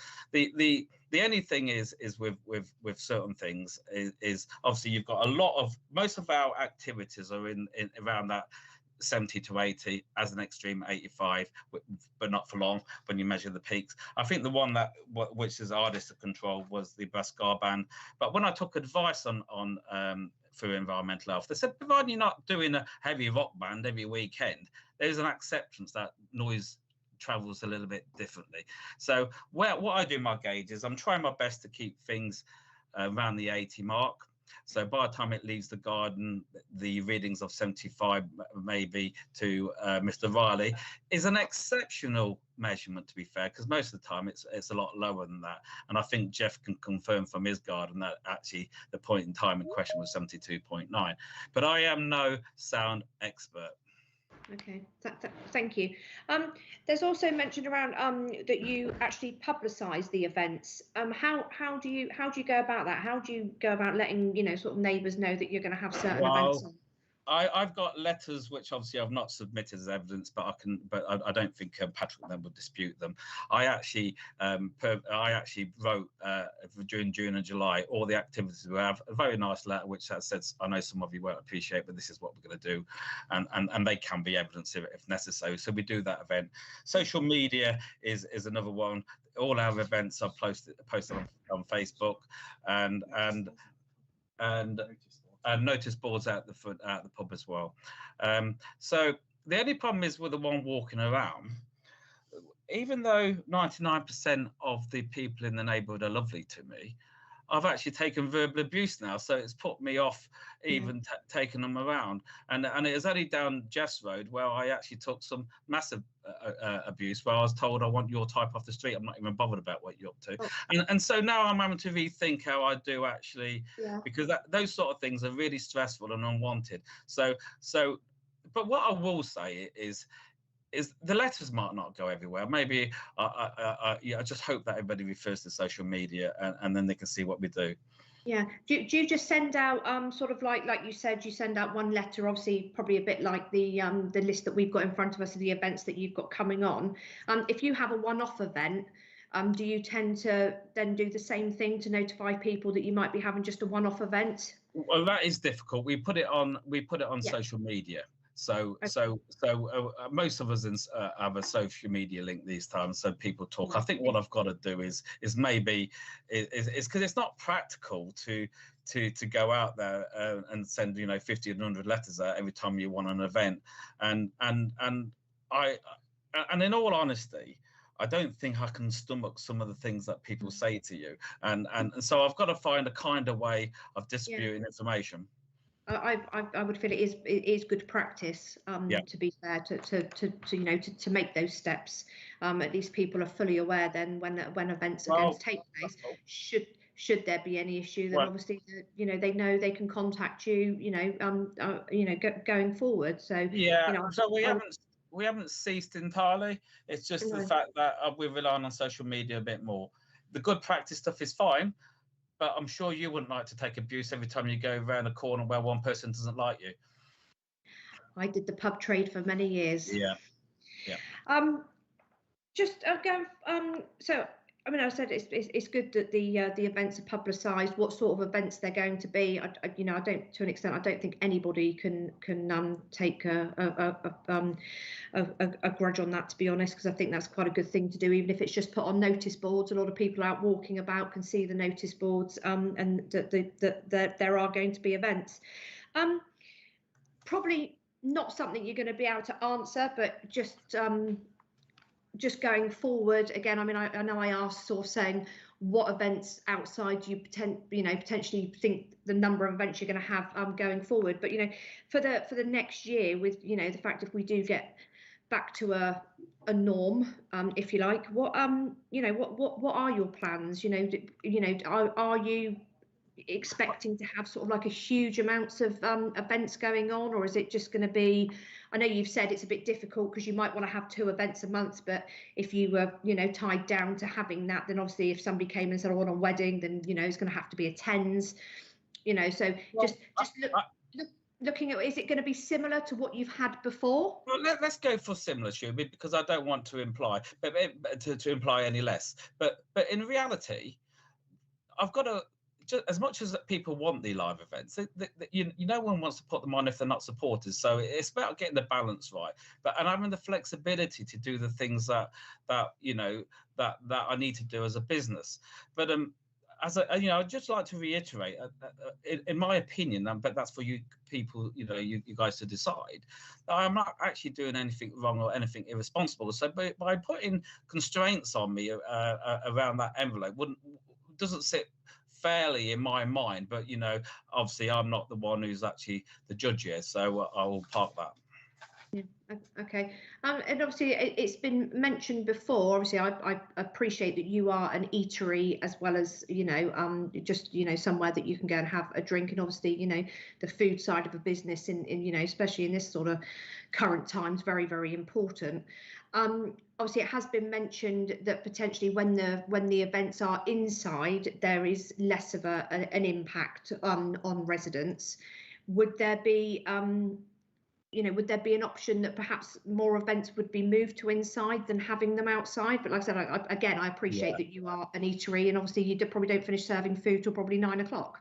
Well, you've reached the last point. I won't reiterate because that's correct. The other point is if you actually look at the demographics of the pub, it's like a U shape, so it's very difficult and to actually do certain events in the pub. We do events in the pub, but they are break-even events. We don't make the money, and that's to keep the public interest in the brewers, and hope that in the summer we can take the revenue we need to survive. So to force us inside, in my view, would be unfair from a business perspective and in terms of revenue, and it'd also be unfair that from a health perspective to ram people in a pub through summer when temperatures can get quite high, and to force them inside, it just doesn't seem quite right to me. But again, I do appreciate why some people would like to complain. Okay, thank you. And can I ask just sort of what sort of age range do you get in your pub? Is it mixed? Is it sort of like a certain age range between sort of, I don't know, 20, 40, or 40 to 80? If you've asked me this in April, I had lots of concerns, and I actually turned away a lot of people because I didn't want the pub to become what is actually being described in which is a funny old thing, which we're not. So in April time, I think I already acknowledged that there was a wide ranging of people from 18 up to 70, 80, 90 even. But the point is, we've still stayed like that. We've just got a clientele, some of the youngsters who prefer the nightlife. I made a point of telling them that this is not a late night pub. And I used to turn off the app at 10 o'clock and they used to say, Chris, your app's not working. I said, believe me, it's working. I've just got to send you on your way. And so we've taken very sensible steps here to actually, to be fair to the neighbourhood. But in direct answer, we have still got a massive age gap from the 18s right up to the older generation. And if you came to see the pub on a Sunday, there's still people who's coming into the pub who I haven't seen before. So our reputation is obviously doing well. Unfortunately, the people who are actually complaining are not the people who actually come in my pub. So, but if they did, they might actually be pleasantly surprised what we've actually done. Okay. Thank you. Thank you for answering my questions. I don't have any further questions for you at the moment, but thank you. Councillors, do you have any questions? Councillor Cocking. Yeah, thank you, Mr. Hensonbull. You've answered a lot of questions for me already.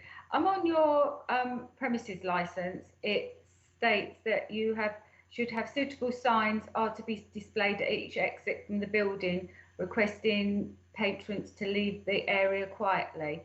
Do you have such signs, and how many signs do you have? Right. If you came to visit, I think we had the police licensing who visited at one point, so that can be verified through different channels. Outside in the garden, we've got outside. I think we've got 4, and inside we bought some nice shiny new ones, which we've actually put inside as well to respect the neighbours. And I think most of the musicians would actually tell you also that I tell them to respect the neighbourhood and tell people to behave themselves when they leave the premises. Okay. Thank you for that. On your evidence, your letter, it states that there was a targeted letterbox campaign. Is that the one that you're talking about bringing this license review in, or? Well, this is the. You started before you moved in. Yeah, this is where you've already had my next door neighbour deny the conversation, but I can actually go back and verify that. Well, I don't have to verify it. I've got evidence through staff, and I've also got told by the local enterprise person to have that chat. So that chat did take place. And then in terms of the letterbox campaign, as I call it, that was referencing to the letter which you've already told Mr. Riley that he hadn't submitted, and he wasn't very favourable in terms of his description of what John and I were in this in the pub. So I wasn't going to embrace Mr. Riley when he's actually said quite bad things about me in the neighbourhood. Okay. So that's what I described as a letterbox campaign, because we didn't know nothing about it, and so therefore it already generated some sort of degree of, we might have an opportunity here to do something about the brewers before I even knew about it. And on that note, I had the facts written down actually, which I might find in the next few minutes. When Patrick was complaining or started doing that campaign, we hadn't really had a lot of events, to be fair. So that gives you an indication that there wasn't the appetite and to put a stop to what we're doing at the brewers before we even actually did the events that we did. And so that's where I come from when I talk about a campaign. Okay, thank you.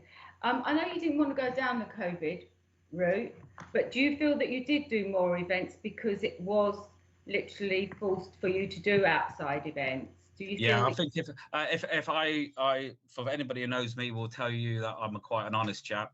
We were heavily in debt because of COVID, and we had to do events to try to generate money, as we wouldn't be here. But in terms of COVID itself, yes, it did force us outside. That's fine. All I want is an honest answer, and I believe a lot of pubs had to do the same thing, but I just wanted clarification from you. Yeah, I get that, but I suppose I'm very conscious of the fact that the COVID thing can be forgotten about, but I want complete clarity in terms of myself as a business that I'm actually operating within whatever happens today, that there's that everyone's clear in terms of what I'm allowed to do legally, and so we all know where we are. But I think I already know those boundaries, but it comes down to again what is acceptable in terms of for your committee. Okay, thank you. Chair's asked all the other questions, so thank you for clarification of those. Thank you, Councillor Cocking. Councillor Dyer, do you have any questions? No, I don't. I think not at this stage. I think that was a very comprehensive set of questions and answers. I'd like to move on if we could and hear from some of the other people that are going to speak, just to get some balance. Okay, that's absolutely fine. Okay, I will now go down through my list to see if anybody else has any questions for Mr. Henson-Ball, and I will start with Aileen. Aileen, do you have any questions? No, thank you, Chair. Thank you. Do we have any questions from Environmental Health? No, thank you, Chair. Thank you. Mr. Simon Cade, do you have any questions for Mr. Henson-Ball?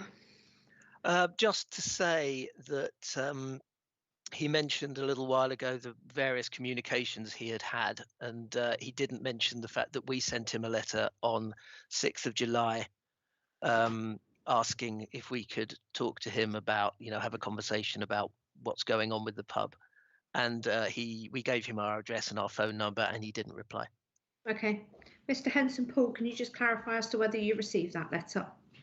Yeah, I'm not going to dispute whether I got that letter or not, okay. Because for one, at this moment, without going through everything, I couldn't honestly answer that, but I will say, because we're doing a very, not to respond is not good, but so I'm not going to. That's not what I'm trying to say here. But what I am going to say is because I was offering what I thought was enough concession by doing sensible things, and in the main finishing at 10 o'clock, doing all the monitor control that I would have thought was good practice. I've actually, all the chat is around us not doing things and not wanting us to stop doing things. So it's a very difficult one to say, is that, because as soon as you start saying, I've heard you, but I think I've given enough, you're back in a confrontation mode again. So it's been a very difficult place to be. Okay, thank you. Mr. Cade, do you have any? Can I just say, just that we weren't asking for or seeking confrontation, we were seeking dialogue. Okay, that's fine. Okay, do you have any further questions, Mr. Cade? Not at this point. Okay, thank you. Sally Ann Haynes, do you have any questions for Mr. Henson-Ball? No questions, thanks. Thank you. And we'll go on to Mr. Proctor. Do you have any questions? No questions, thank you. Thank you. Andy Brocklehurst, do you have any questions? No questions, thank you. Thank you. Sean Bracey? No questions. Thank you. Annie Philpott? No, it's okay. Thank you. Andrew Perkins? Yes, I do. Chris, as you know, I am your next door neighbour. Yep. As you know, my partner is now 8.5 months pregnant. And as you know, I am a supporter of your business, both philosophically, but also practically. What I'd like to ask you is, if you were stopped from having outside events, would the financial position of the pub be threatened? The short answer to that is yes, and it will be majorly threatened. I have statistics through my till system to show you that the events that we hold are the ones that keep us gainfully employing people as well as staying solvent. I'd also like to add to that, as two directors of the company, I have not actually taken myself a single penny out of the company because we haven't got enough money to do so. My partner draws £1,000 a month. That is not enough for us to actually have a lifestyle in the same way as what everybody who has their own jobs enjoy. I hope that would change next year, but what I'm trying to say here, the people who think we've got a lucrative living, they're not in the right zone. Yeah, I know the numbers intimately that Enterprise set as the KPIs for success, and they are ridiculously low. Can I just ask you another question, if you don't mind, Chair? And that is, when did you actually start? When did you take on the tenancy? We actually took on the tenancy on September the 7th because I wasn't happy with some of the terms and conditions. No, on the 11th, when it should have been the 7th. But what year? Oh, last year, 2020. Okay. Is running this pub more difficult than you and your partner imagined when dealing with Enterprise in the first place? I've got to be fair. Enterprise now are Talkers Stonegate. I'm actually finding them actually quite a good company in the sense that I've got no reason to complain. But in terms of the costs that you incur for running a pub, obviously they are quite high. No, but what I was actually saying was, are you finding it tougher? Forget Enterprise. Are you finding it tougher to recover from COVID than you first imagined it would be? Yes, I thought I'd be in a lot better position today than what I am. Okay, so what I'm trying to say is that, and I just summarised my question, I think I'll summarise your answer, is that the financial viability and the health of the pub is very much tied up with creative events, which perhaps weren't quite as important in the past, but are now in the current economic climate? Yes. Thank you. That's all I have to ask. Okay, thank you very much. I'll now go to Jeff and Bernadette Pruden. Do you have any questions for? I believe that they're in the same room as you. He's in the same room. He's just. Sorry. Yeah, not at this stage. Just wish to make my statement.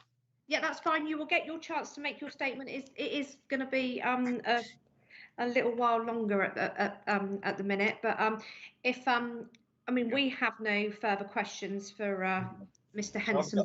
I've got time to go to the little room. Of course you have, because I am going to say that I am mindful that we have been online for quite some time now, and we've still got a bit to go through. So if everybody's happy, I will say that perhaps we just take a 5-minute break, just so we can all regroup, all do what we need to do, and then we will come back. What are we now? We are 15:49. I would say if we can, all of us try and come back on for about sort of like 5 to 4, if that's okay. At least we can just get 5 minutes if everybody's happy with that.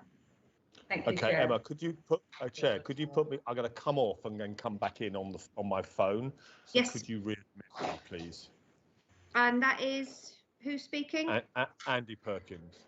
Andy Perkins. Yeah, that's absolutely fine. Not a problem at all. Elaine, if you can make note of that, please, so you can let Andy back into the meeting, please. Yeah, that's not a problem. Thank you very much. Okay. Patrick and I have time to ask questions when we come back. We haven't asked. Yes. We haven't been given the opportunity to ask Mr. Henson Ball any questions. Who were you?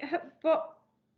That's Roland Merry and Patrick Riley. Can we ask him questions when we come back? Of course, yeah, of course you can. Sorry, I missed you out. I shouldn't have done that. That was my bad. But yes, of course you can. When we come back, we will go through that. Not a problem. Thank you, Chair. Okay.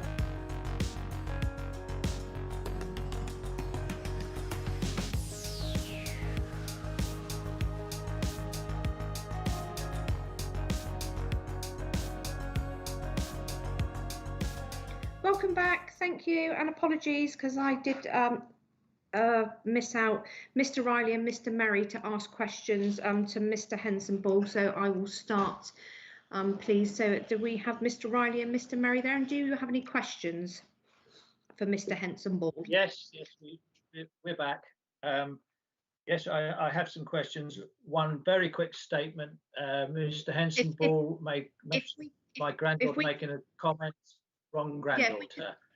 Yeah, I mean, if we could actually just ask questions.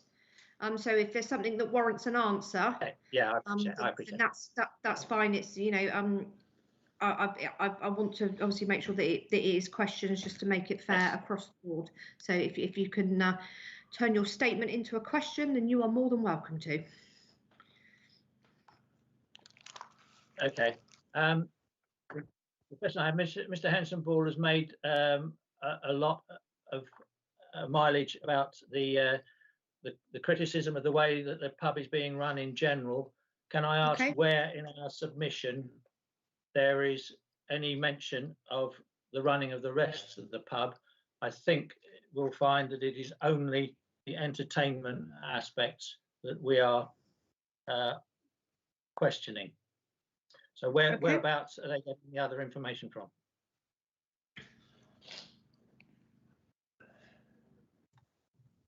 Yeah, so I assume that the submission includes all the 9 letters or 13 letters of support that was given to you. So I've pulled the information from those letters. Okay, but, the submission made to licensing is about the entertainment aspects. It's not can I confirm that you can still hear me? Yes. Hello. I can hear you. Yeah. I can, Mr. Henson, I can hear you, but you've gone sort of still on the screen, if you like. Yeah. Can you hear me now? Yes. I don't know if you heard what I just said. I was basically saying that I extracted the information through the letters of support which you was given, where it talked about numerous things. Okay, thank you. Mr. Riley, Mr. Merry, any further questions? I have another question. Yes, he made a statement about the neighbours closing Gold Hill Fair. Where did he get that information from? As I understand, it was police costs that closed Gold Hill Fair and has no relevance to this issue. Well, just like yourself, where you brought information forward about, like, people said to you, you know, through passing conversation, came from people who discussed things in the actual pub and talked about some of the residents have actually been instrumental with the prevention of that. I've also, in the interest of honesty, the fact that this is a police thing as well. So I think from my understanding, there were several reasons why that fair was stopped, including noise. Okay, thank you. And finally, I would ask, is it right to consider purely commercial considerations over the welfare of local residents?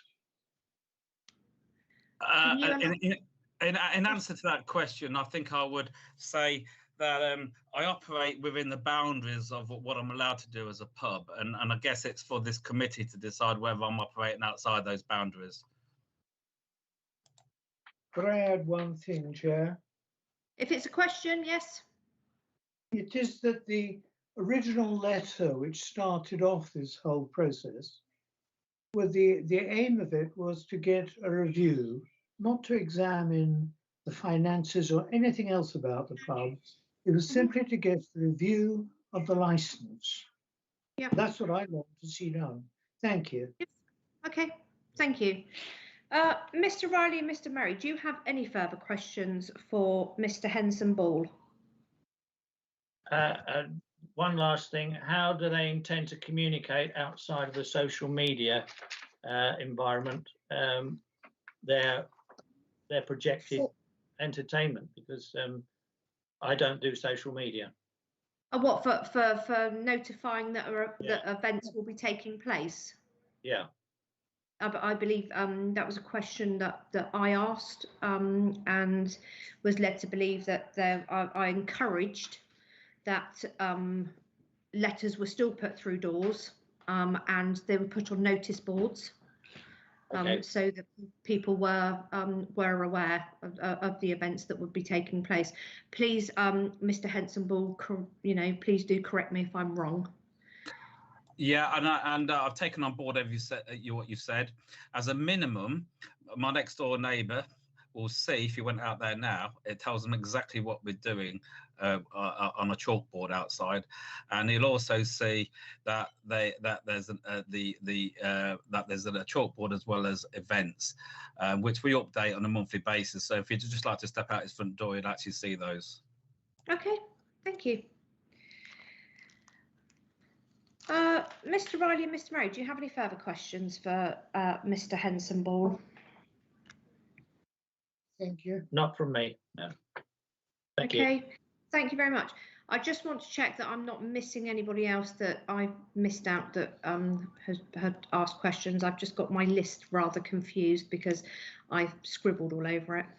So I just want to ensure that everybody has had their chance to ask questions to Mr. Henson-Ball. Okay, thank you.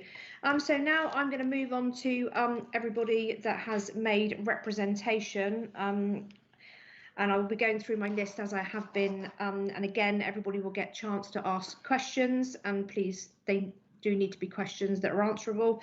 Again, we've read everything that's in front of us, so please refrain from repeating as to what you've already sent in, but you may amplify it in anything else that you may add that you feel as though that we should need to know to make our decision. So I would like to start with Mr. Simon Cade. Yeah, hi. Like I said, I'll just do it on audio because of the broadband issues, if that's okay. Yeah. I just want to make a brief statement in support of my representation. And we have talked an awful lot this afternoon about various things like business models and both of the pub and of enterprise inns and stuff like that. And I just want to bring this back to what the reason for this review is, which is the noise pollution that these activities are causing in the wider area. We live on you've heard from the immediate neighbours. We live on the other side of the Vale. We're several hundred yards away from the pub. These regular amplified music events are clearly audible in our garden and sometimes in the house. I'm talking about the amplified events. I want to emphasize that. An acoustic folk event in a pub garden, that's not an issue. I'm talking about amplified rock bands in the garden. This is noise pollution that affects scores of homes around our bit of the Vale. The events do run later than 10 p.m. People are entitled to quiet enjoyment of their homes and gardens. And this program of events that's run through the whole summer has really had a huge impact on people's ability to enjoy their homes and gardens. We don't have any animus against the licensee or their business. We wish them well. It is simply that the duration, the volume, the frequency, and the reach of these events is entirely entirely inappropriate in a quiet residential area. Since autumn, the bands have moved inside, and there has been no problem. The problem has ended. The bands are still on, as Mr. Henson-Ball said. The chalkboard is up. You can see who it's going to be. The bands are still on. They've moved inside. There's no problem. So clearly, the business does have a viable alternative location for its events inside the pub. So we do support the pub and we want it to succeed. But in fairness to the wider neighbourhood, there has to be, we believe, a restriction at least on the events that are held in the garden that involve amplified music. That's the end of my statement. Okay, thank you. Thank you, Ms. Kay. I'm just going back to the representation that you put in. Yes. There is a sentence in there that says these events are completely inappropriate.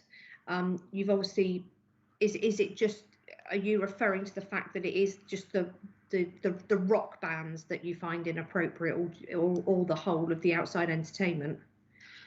It's the frequency of the events, the volume of the events, and obviously the rock bands are going to be much louder than the folk bands or the Bell Street Jazz Band or whoever. Yes, it's inappropriate.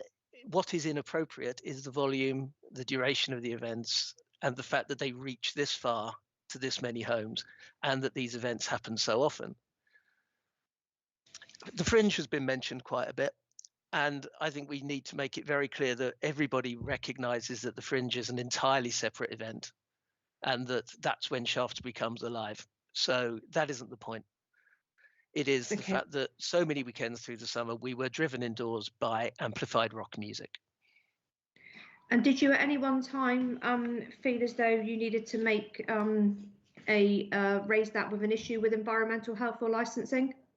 We no, because as has also been mentioned, Mr. Riley's letter was put round, and so I've spoken to him, and he and Mr. Merry did have obviously set up these processes with environmental health and you, to whom I obviously have contributed an observation. Okay. I think we probably would have done had it not been kicked off by someone else. Okay, thank you. Thank you. Councillors, do you have any questions? Councillor Cocking.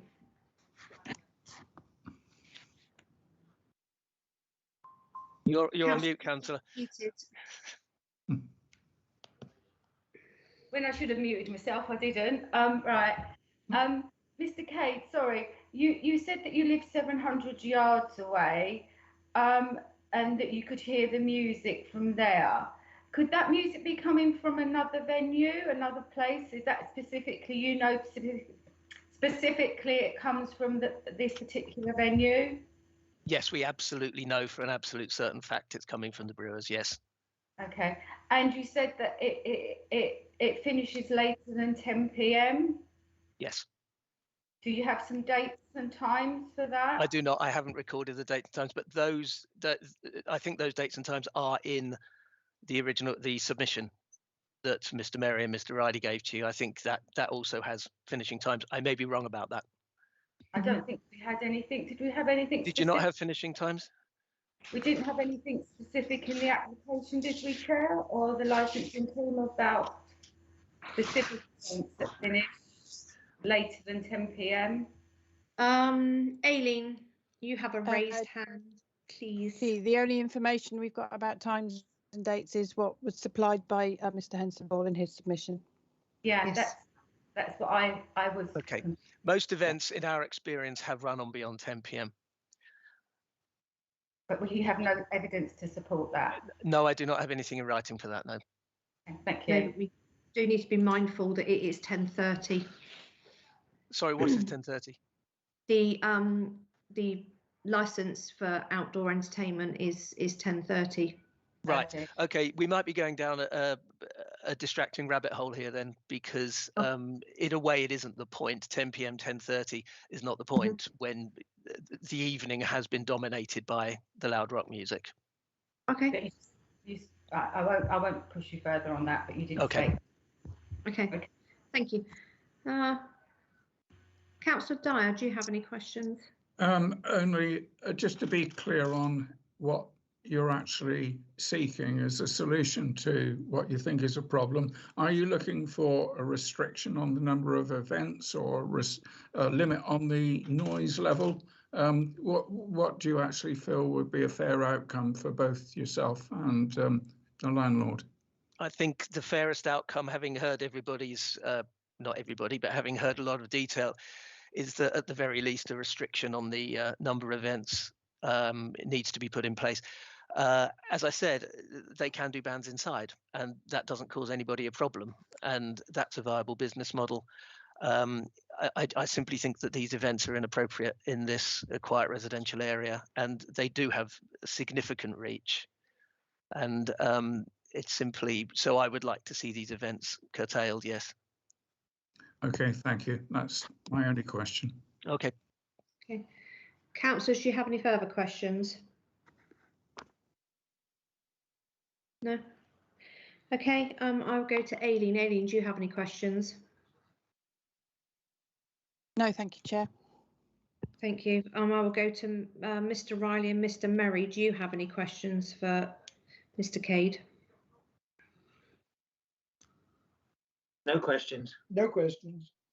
Okay, I will go to Mr. Henson Ball to ask if he has any questions to Mr. Cade.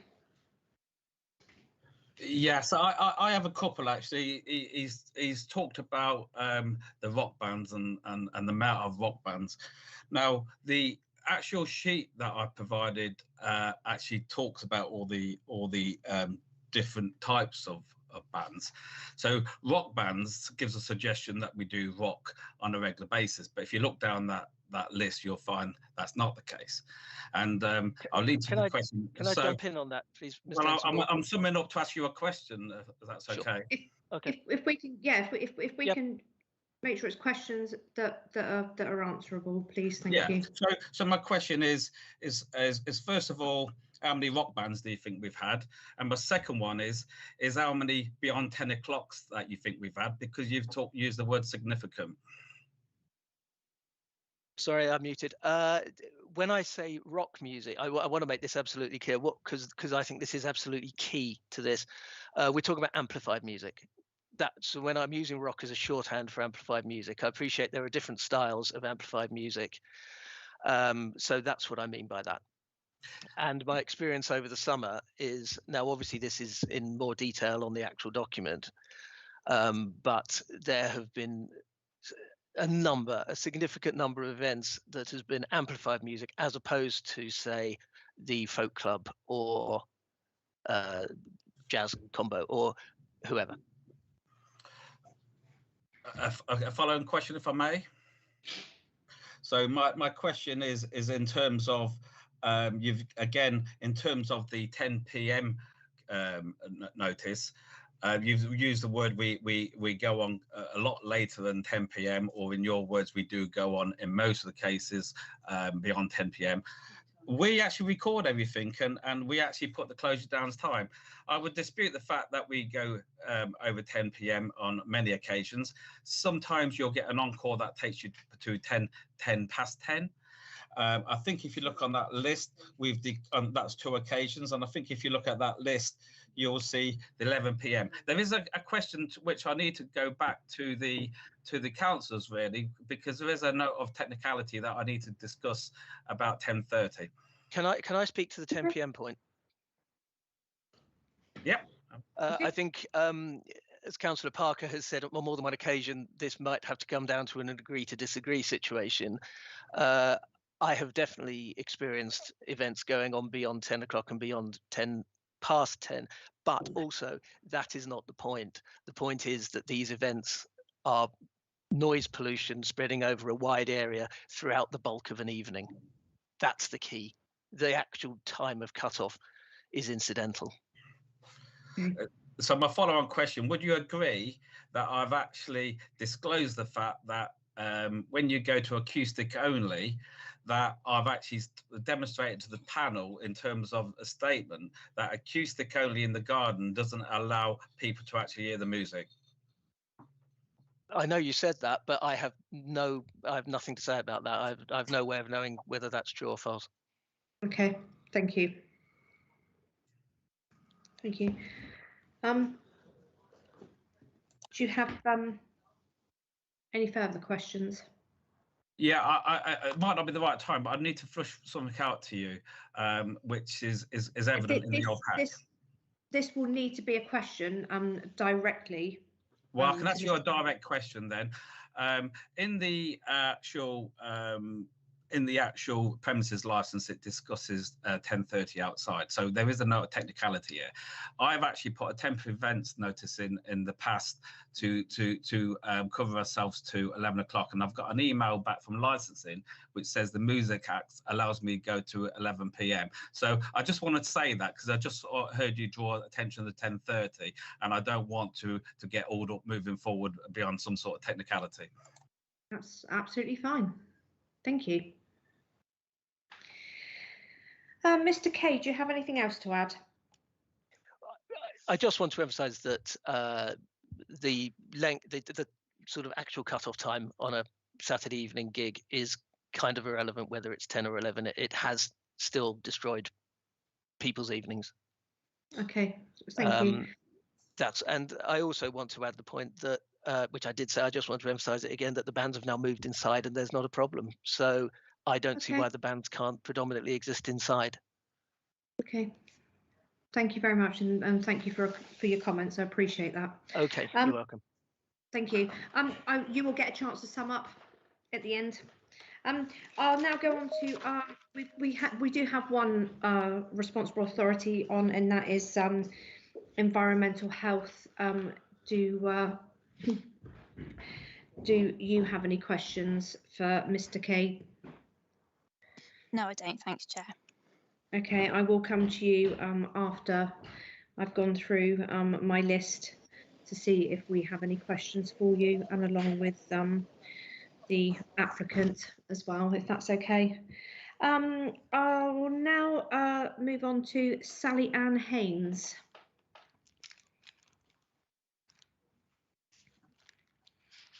Hello. Hello. Hello. Do you want to know if I have questions, or are you asking me to say my bit? We're asking you to say your bit. It's not your summing up, but it's just something to you for you to add to your representation, if you wish. I wrote in support of the review. If you look at the Home Office guidelines, which I had a look at for the licensing authority, paragraph 1.2 of the guidelines says that the licensing legislation is clear in the promotion of 4 objectives. One of these objectives is the prevention of a public nuisance. And the legislation also supports a number of other key aims, 2 of which are relevant, namely protecting the public and local residents from antisocial behaviour and noise nuisance, and encouraging greater community involvement in licensing decisions and giving local residents the opportunity to have their say regarding licensing decisions. So this is where I think the crux of the whole thing, which I agree with Simon, is that what we are talking about here, and I think it has got slightly off the subject, we are talking about whether there has been a public nuisance or not as a result of the many live music events. So if you look at what a nuisance is, I would say that there definitely has been over the summer, with these regular events, there has definitely been a public nuisance. You're not only looking at what time of day it is, obviously it's regularly at night time. You're looking at whether there's any background noise. Well, there isn't really in St James. There is no industrial site. There's no major roadway. So any noise is going to be effective. And it's clear also that what we're talking about here, which is causing the public nuisance in this case, is the number of times it's occurring.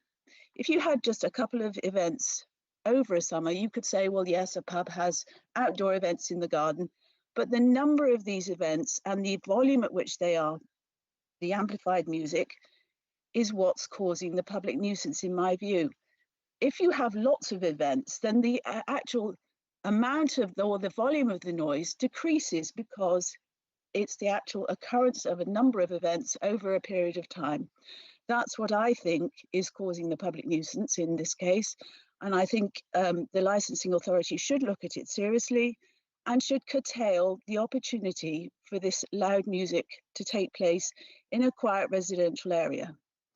The Two Brewers licensees say that the Two Brewers in its current form represents a welcoming, community-spirited pub, I don't think it does.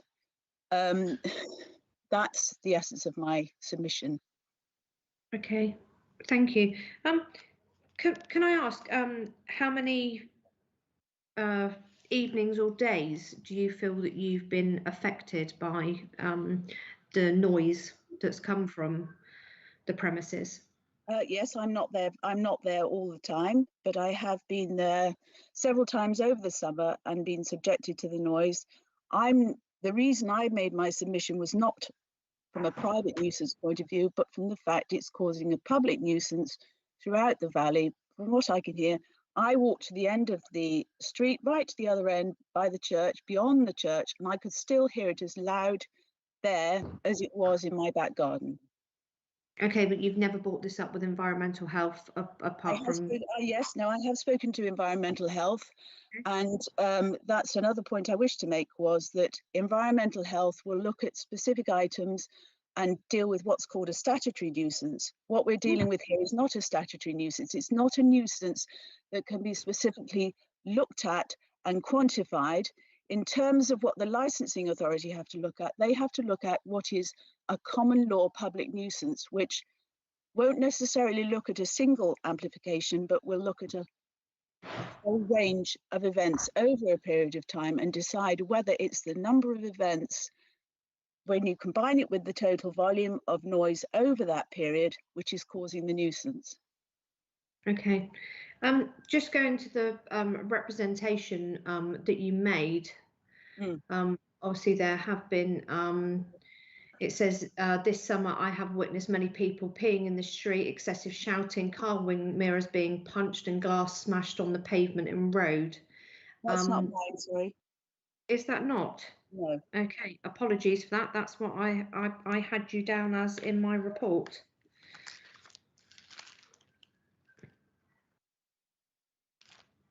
Apologies for that. I did have you down as representation 8 in my report.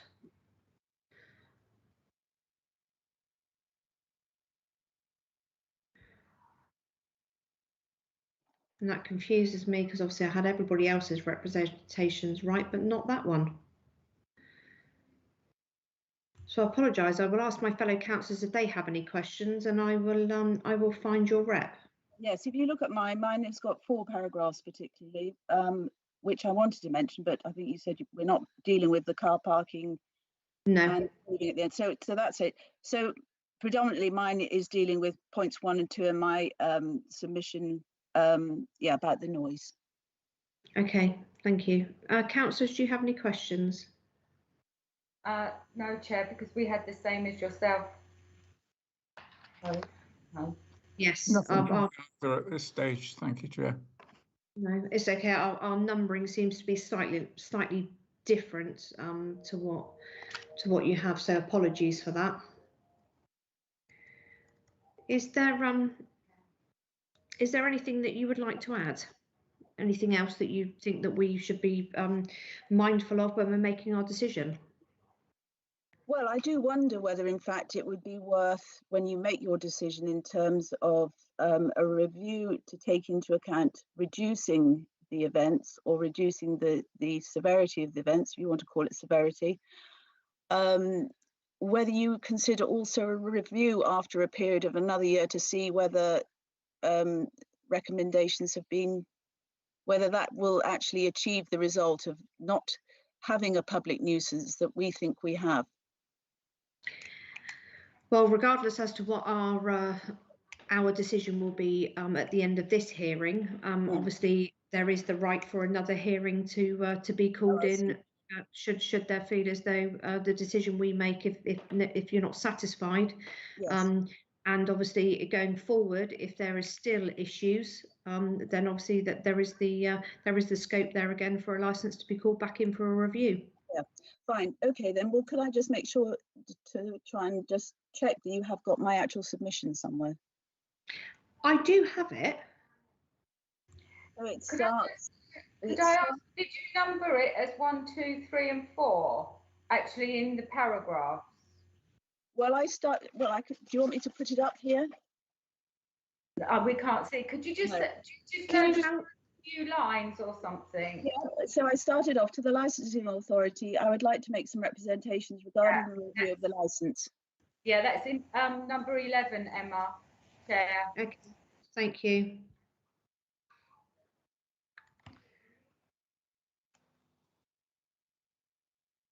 For some reason, mine's, and after I looked at it all yesterday, and apparently it was all there in the correct order, and now it doesn't seem to be.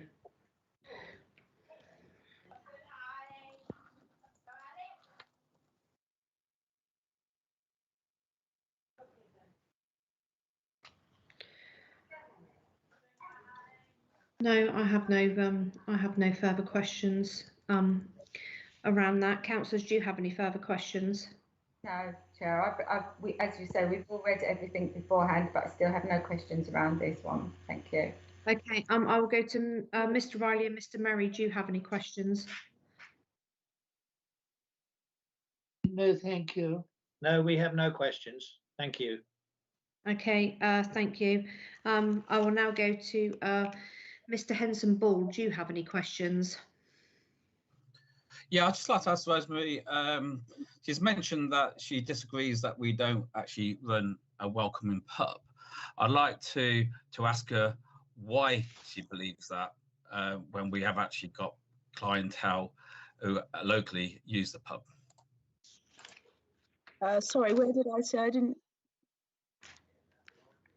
I believe Rosemary mentioned that we don't run we don't run a welcoming pub when she was talking a few moments ago, and I'm asking her why she feels that way when we have so many people from a diverse community who actually actually feel otherwise. Now she has obviously the choice to actually say that. I'm just interested in why she believes we're not a welcoming pub. Sorry, I don't think I mentioned that, but all I would say is that I don't feel that a pub that puts on those events is going to be welcoming to the local residents, which is what I would assume a local pub is for. Okay. And my next question is as regards actually you said number 11, and you've talked about the clientele in there. I believe, and if I've got it wrong, then I do apologise. It doesn't attract the clientele it used to.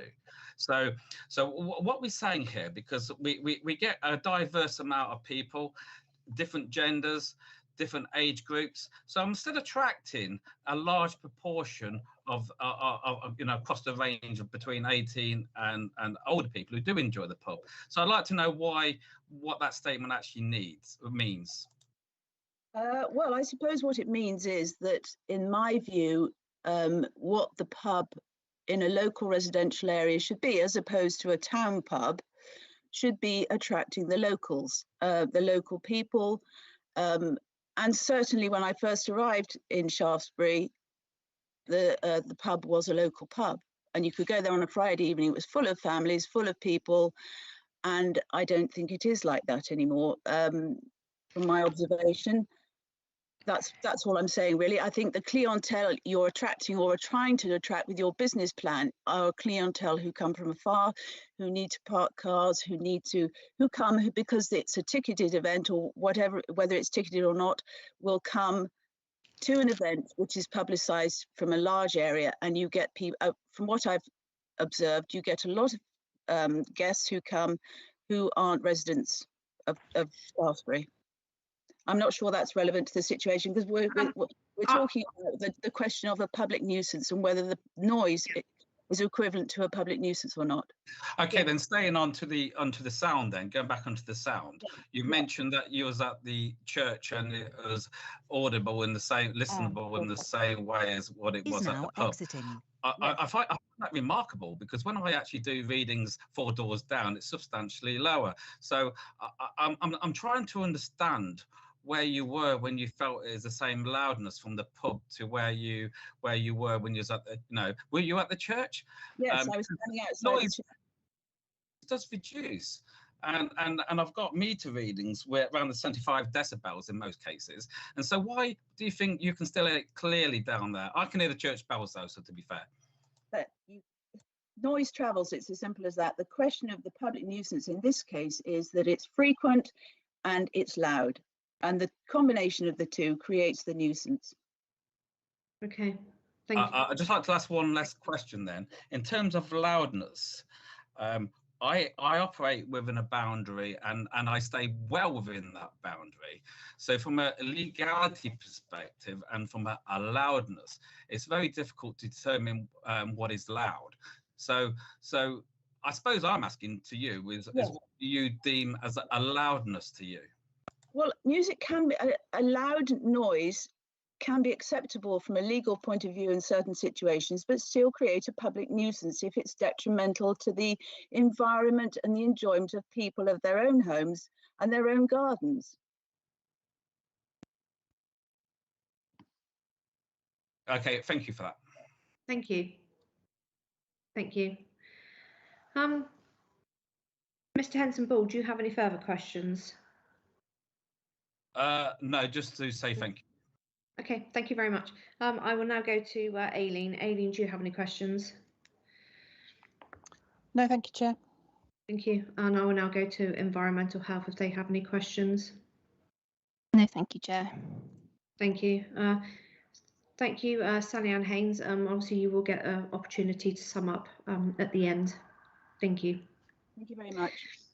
Okay, I will now move on to Mr. Proctor. Good afternoon, Chair. Good afternoon. Is there anything you would like to add to your representation? And I am just going to check because I want to make sure that I have got my correct representation on the screen. Yes, Chair. Something that was said earlier was a reference to the Shaftesbury Town Council meeting that discussed this. I am a ward member for Shaftesbury West on the Town Council, and I was on the committee that discussed this at the Town Hall recently. The Town Councillors were very supportive of the two brewers, and they want to see music continue, and they'd like to see external music continue. And the Town Council would like to work with Environmental Health to see that the levels of the music can be adjusted, can baffles be put round, and the like. I'm also an architect, and one of the things that I do know is that noise decreases with the square of the distance. So for somebody to say that it's the same sound level half a mile away, it is just an impossibility. I'm afraid it's a scientific impossibility. I, as the local councillor, I've contacted residents that I know near the two brewers at number 18 and number 22 and number 32 St James Street, and I have seen all of them in the two brewers from time to time enjoying the atmosphere, and they have no complaints to make about the music and the noise level. The experience is that it's not all heavy rock. A lot of the music is local country music and the like. Personally, I started the Gold Hill Fair back in as part of a group with the Rotaract Club, and that went on to the Rotary Club later. And we used to have up to 4,000 people in the park opposite the two brewers playing music, local bands and national bands coming in. It was never a problem, and people look forward to it. So to say that St James is just a little quiet place, the reality is that it's part of Shaftesbury. We do put on events in the town. For instance, there's a whole series of events held on Park Walk, which include music, and that music can be heard. The other thing is that the Mitre Inn, which is just next to St Peter's Church, has terraces out the back where they also have live music, and anybody in the Vale could mistake the music coming from there as coming from the two brewers. There's a comment made about how could the landlord circulate residents with information if they're not on Facebook and the like, because they always have an email group. They could have that kept as a little group, and then they could just do one email that then is sent out to all the neighbours who would like to be informed. So that can be dealt with quite easily. But in summary, Town Council, very supportive, would like to assist with seeing whether we can assist with monitoring of the noise levels, etc. But we'd like to support the two boroughs. Thank you. Thank you, Mr. Proctor. Councillors, do you have any questions?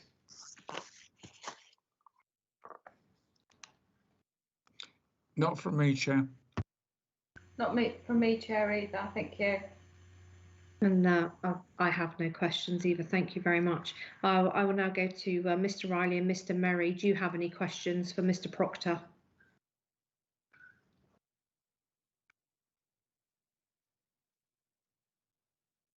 I don't have any questions.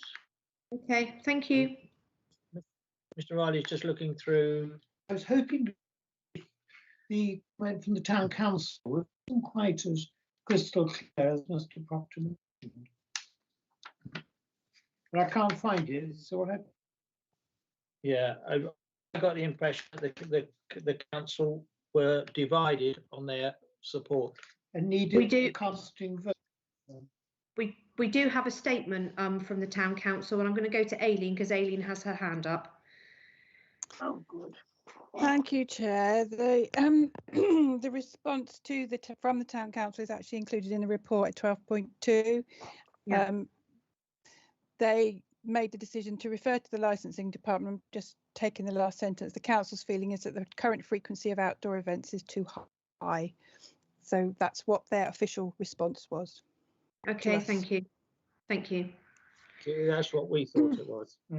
Okay, and that's what we have in our report. Okay, thank you. Do you have any further questions? No further questions. Thank you. Okay, thank you. Mr. Henson Ball, do you have any questions? No, I'm fine on this one, thank you. Okay, thank you. Aileen, I don't think you've got any questions, just that observation that you made there. I do have a question, actually, Chair. Okay. There's been quite a bit of mention of the event in the park, and I just wondered if anyone can actually tell me when that actually finished, because my recollection is it hasn't happened for a number of years now. Yes, I can confirm that is the case.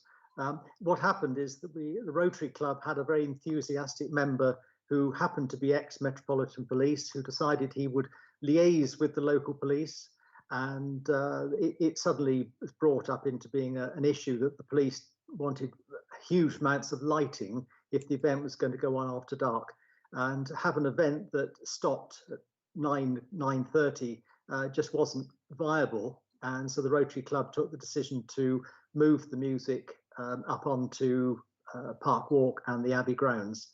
So yeah, but the point is that it was in the park for many years. I would say in excess of 25 years we held the events there. But what year was it that it finished? I would not want to. We started 1986, and I suppose it went on for about 25 years, which would take it to about 2000. But I wouldn't like to put a number to it unless I was certain. Sounds about right. Thank you. Okay. Thank you. I will now go to environmental health. Do you have any questions? No questions, thanks, Chair. Thank you. I will now go on to Andy Brocklehurst. Do you have anything that you would like to add to your representation? Hello, yes. Just a few points, really. As a member of the trans community in Dorset, we need venues like the Two Brewers because they genuinely are family. It's a family place that's safe and inclusive. Shaftesbury's very lucky; it has 2 or 3 venues that that people from my community genuinely feel safe, completely safe in, and we have a couple that probably okay, and then some that we just wouldn't go to because, quite honestly, the best way to avoid becoming a victim is to avoid places that don't welcome you. The Two Brewers is safe and inclusive, and when you asked earlier about the age range, my experience is I would describe it as a family pub. I have seen every age group in there. and everyone is certainly welcome, and it's certainly one of the safest places I feel in the town. I was a little bit surprised that this could come straight up to requesting a licensing review. I thought, in my naivety, maybe that environmental health dealt with most of this, and yet we hear that there's only been one case made to environmental health, and that's been closed, which would lead me to believe, I assume, if it's been closed, that no action was taken. As a small business owner, I know firsthand how damaging COVID has been, and I just feel any unnecessary restrictions placed on a pub or a business like this could make it unviable. And that would be devastating to a town like Shaftesbury that absolutely prides itself on the arts. And that's all I really wanted to add. Thank you for your time. Thank you very much. Councillors, do you have any questions? No, Chair. Okay, thank you. I have no questions, so thank you very much. Mr. Riley and Mr. Merry, do you have any questions?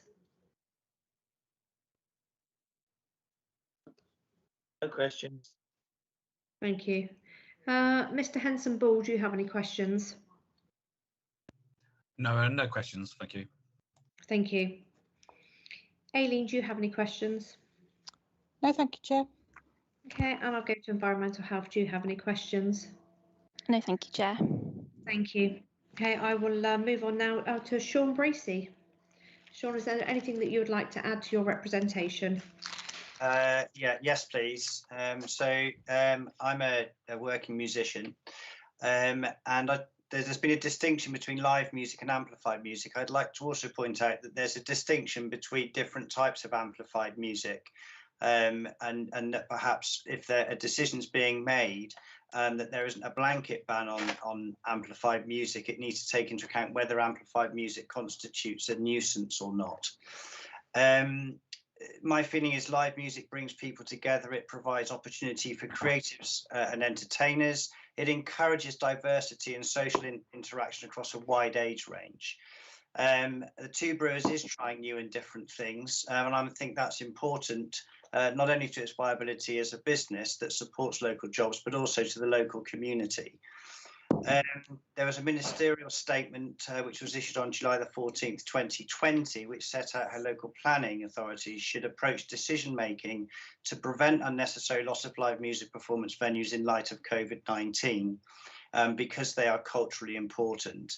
And there was also a case of the Flapper and Firkin pub in Birmingham, where permission to demolish was refused on appeal because of its importance as a community asset, and in particular because of its live music. There was mention made about bands inside, and couldn't all the bands be inside? I again think that there's a huge difference between attending live music inside and live music outside. It's a different experience, and many pubs successfully have live music outside, and it's a question of balance here. And making sure that it doesn't constitute a public nuisance, but that as far as possible, live music is allowed to continue both inside and outside. Thank you, Chair. Thank you very much. Thank you. Councillors, do you have any questions? No, Chair. Okay, thank you. Mr. Riley and Mr. Merry, do you have any questions for Mr. Stacey?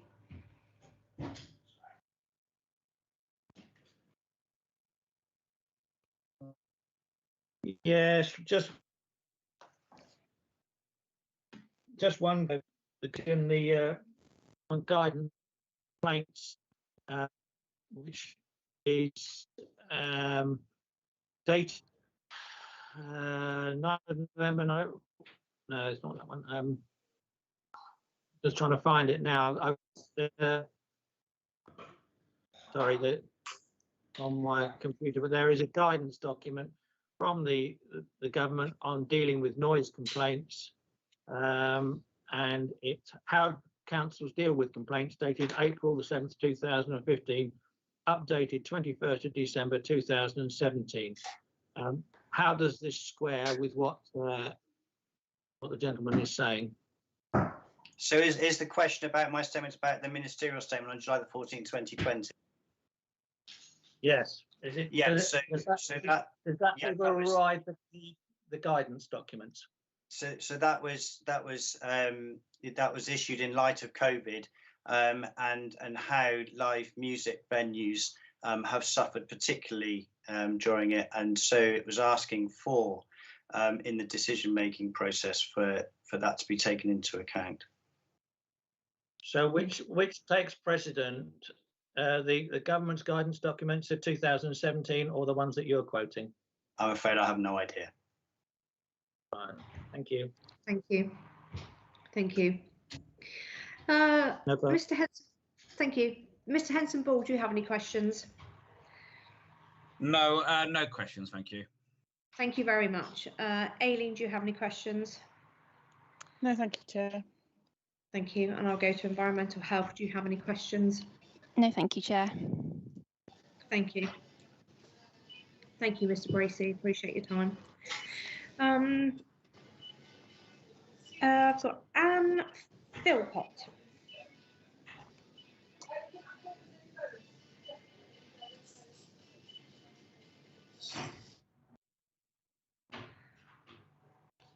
Do we have Anne Philpott here with us?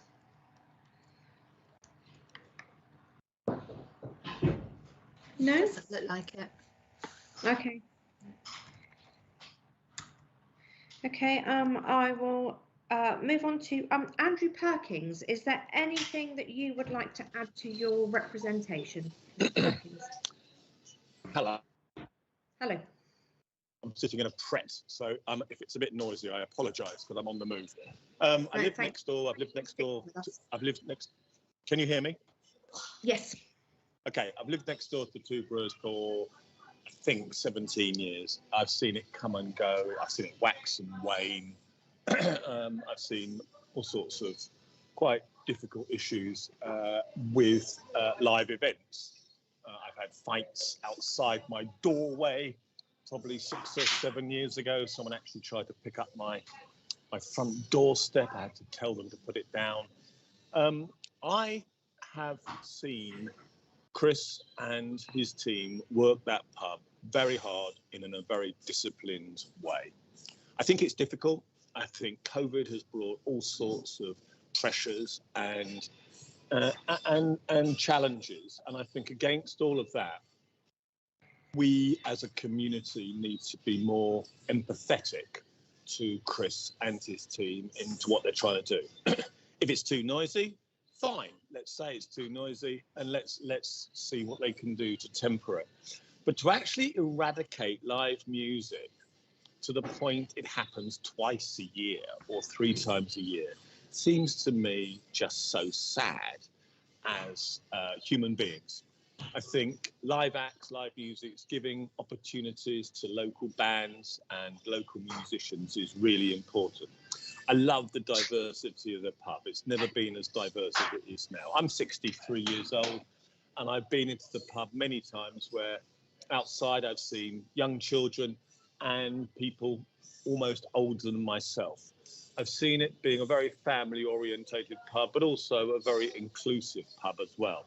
And I think that's quite a change from what I've experienced in the past. I think for St James's folk to try and keep everything in aspic is misguided, and I think it's something I would rail against. I find as I said, I live right next door. My bedroom actually overlooks the pub, as well as many other beautiful places in the Vale. I don't find the music intrusive. You know, I go to bed at 10 o'clock at night.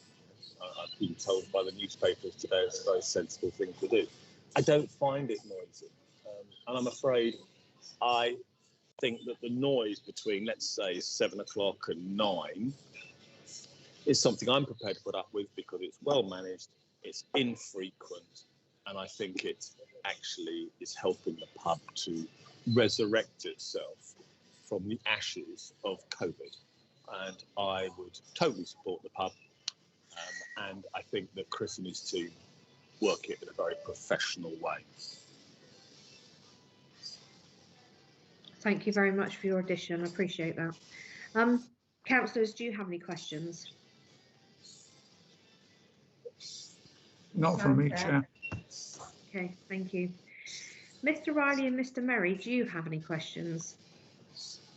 Yes, can I ask Mr. Perkins if this is his main residence and how much of the year does he spend in Shaftesbury? It's my only residence. How often are you in Shaftesbury? Because I don't see you very often.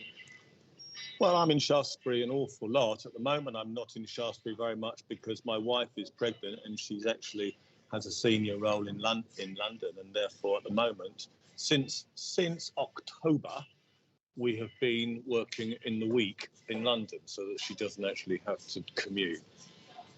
But I will happily invite you round, Mr. Merry, to see our newborn because it's being born in Shaftesbury in about 2 weeks' time. Well, So actually, I do not have. Hold on. I do not have another property. Shaftesbury is my primary place of residence. I do not have another property in which I live. Thank you very much. Right. Mr. Riley and Mr. Merry, do you have any further questions? Yes, I'd like to know how long over the last 17, how much of his time over the last 17 years he has actually spent in residence in Shaftesbury, whether he has another property or not. Would you want it in percentage terms or years? Percentage. Oh, I reckon probably 80%. No, about 75% of my time. I've been a global leader for a large global company. I travel an awful lot, and I have recently, in August, retired. Thank you. I would dispute those figures, but never mind. That's what you say. Okay, thank you very much. I will resent it, Mr. Merry, if you're calling me a liar. That's Okay, thank you for your answers. Appreciate that. Thank you. Mr. Henson Ball, do you have any questions? No, I don't, and just to say thank you. Okay, thank you very much. Okay, I will go to Aileen. Aileen, do you have any questions? No, thank you, Chair. Thank you, and I'll go to Environmental Health. Do you have any questions? No, thank you, Chair. Okay, thank you. Thank you, Mr. Perkins. You will get a chance to sum up should you wish. I'm going to have to leave you, I'm afraid. Okay, that's fine. Obviously we've taken on board obviously your written representation and everything that you've said to us, and appreciate your time. Thank you ever so much. I think you've run this meeting really well, so thank you very much. Thank you. I appreciate that. Thank you very Cheers. much. Bye-bye. Thank you. Bye bye. Bye bye. I will now go to oh, I've got Mr. Purdon. I believe I've just got Mr. Purdon. I don't think I've got Mrs. Purdon either. I will come to you next. I'm bringing Jeff over now to the. Okay, it's just if Jeff, anything, Mr. Purdon, if you've got anything that you would like to add to your representation. I think you said earlier that you had a statement that you would like to make.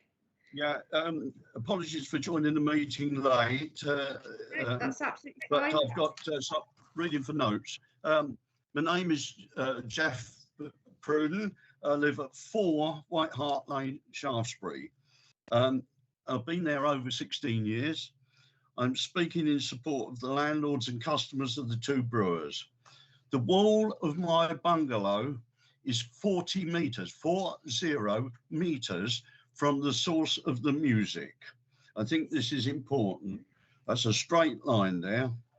The same distance as it happens from the source of the music to number 30.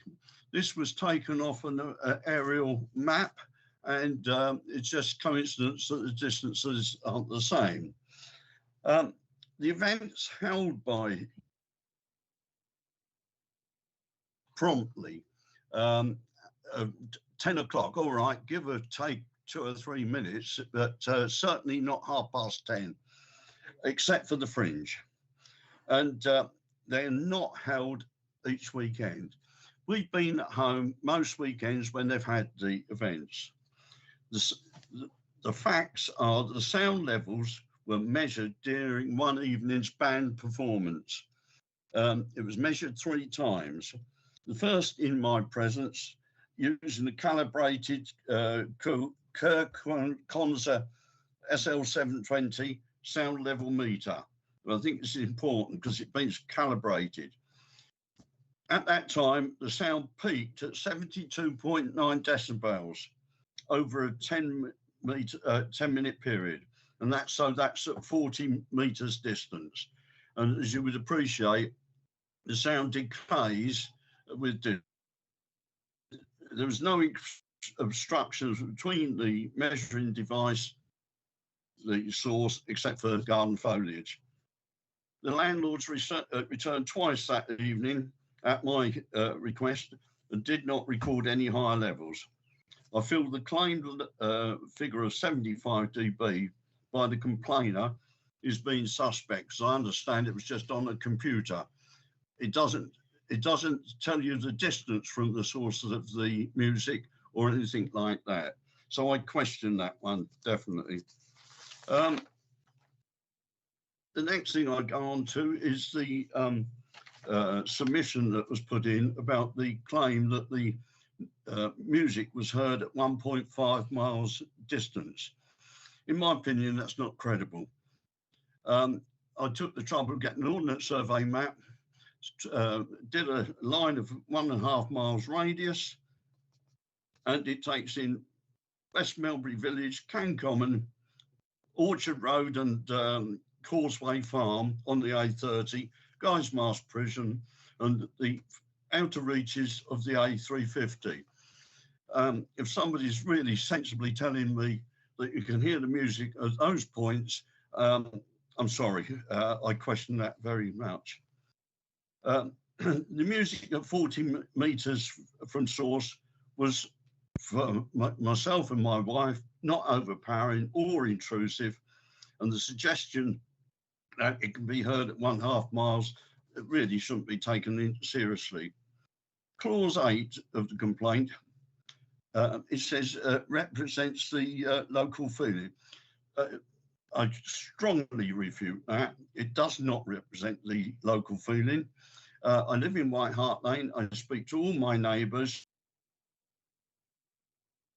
and they are all up in arms about this complaint, thinking it's unnecessary and unwarranted, and they don't have any problem with the music. Clause 9, no evidence of rowdyism. In the 16, 17 years we've been here, I've not heard rowdyism. I've not heard any antisocial behaviour. Not saying there wasn't any, but we haven't heard it there. I'm happy to say the gentleman who complains is well known in the area for complaining on petty things. I feel the complaint is petty, is selfish, is definitely divisive, as you can see today. And yeah, I think it would deprive the area of a wonderful community asset. If the two guys left, I did say at the beginning that I didn't want this to get personal with well, okay, fine, okay. But no, I appreciate you missed the beginning of the meeting. Yeah, but you know, I mean, I'd just like to say I think the landlords of the two brews act responsibly and well, manage the pub very well. Thank you very much, Chair. No, thank you very much. Thank you. Councillors, do you have any questions?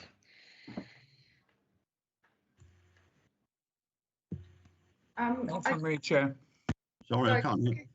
Sorry, just clarity on your premises. So the back of your bungalow, it backs onto the garden of the pub. Is that correct? No,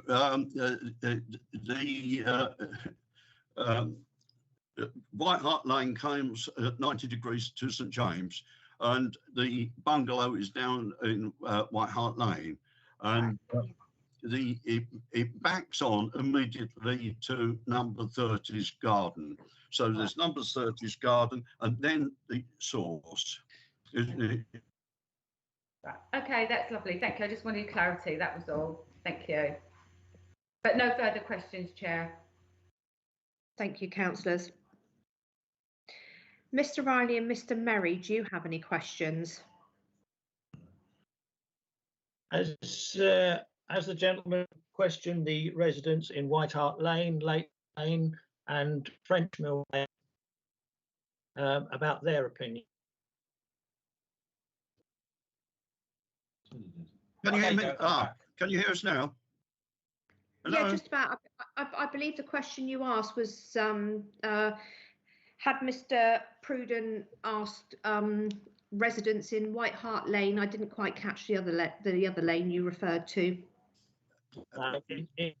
In Kingsman's Lane, which runs parallel to White Hart Lane on the other side of the pub, in Leighton Lane and in French, to gain his assertion that local for the pub. Okay, I believe Mr. Pruden did mention White Hart Lane, that he'd spoken to residents. White Hart Lane, but not the other roads. No, I'm talking about White Hart Lane and St James is the locality there. Thank you. Kingsman's Lane is also a locality. Of course, yeah, accept that. Were the frequencies measured as well as the decibel levels? Sound frequency has a significant effect on the transmission of sound. If you look up on the internet, it will tell you that. Yes, I'm fully aware of that. I have dealt with sound engineering. The low frequencies do generate further than the high frequencies.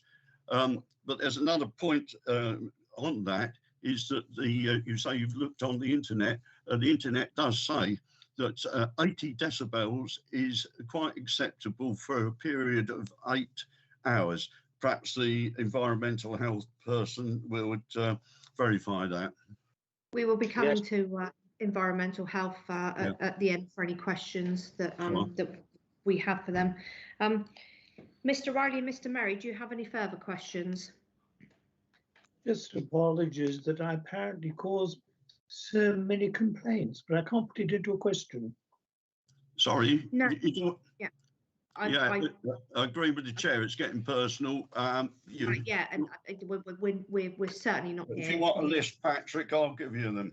So, Mr. Riley, I apologise for that comment that was made.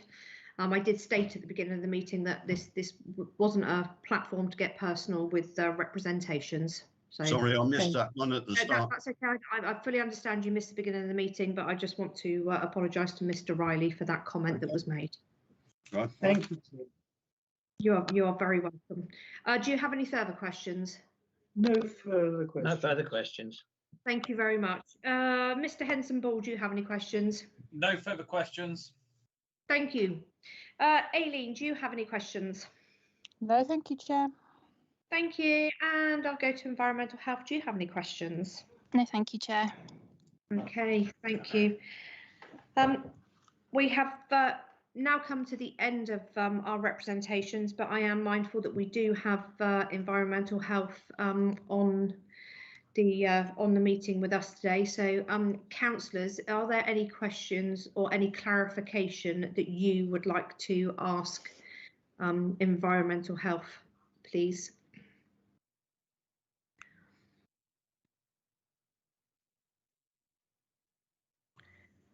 No, I haven't got anything, Chair. I think that we've covered everything. Okay. Councillor Dyer? I think I'll leave that for the moment. Thank you, Chair. Okay, thank you.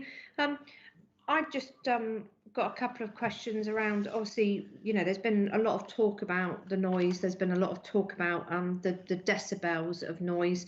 I'm just wondering if you could just clarify for us what environmental health would seem reasonable for an outside area, if you can, and what you would deem as not acceptable.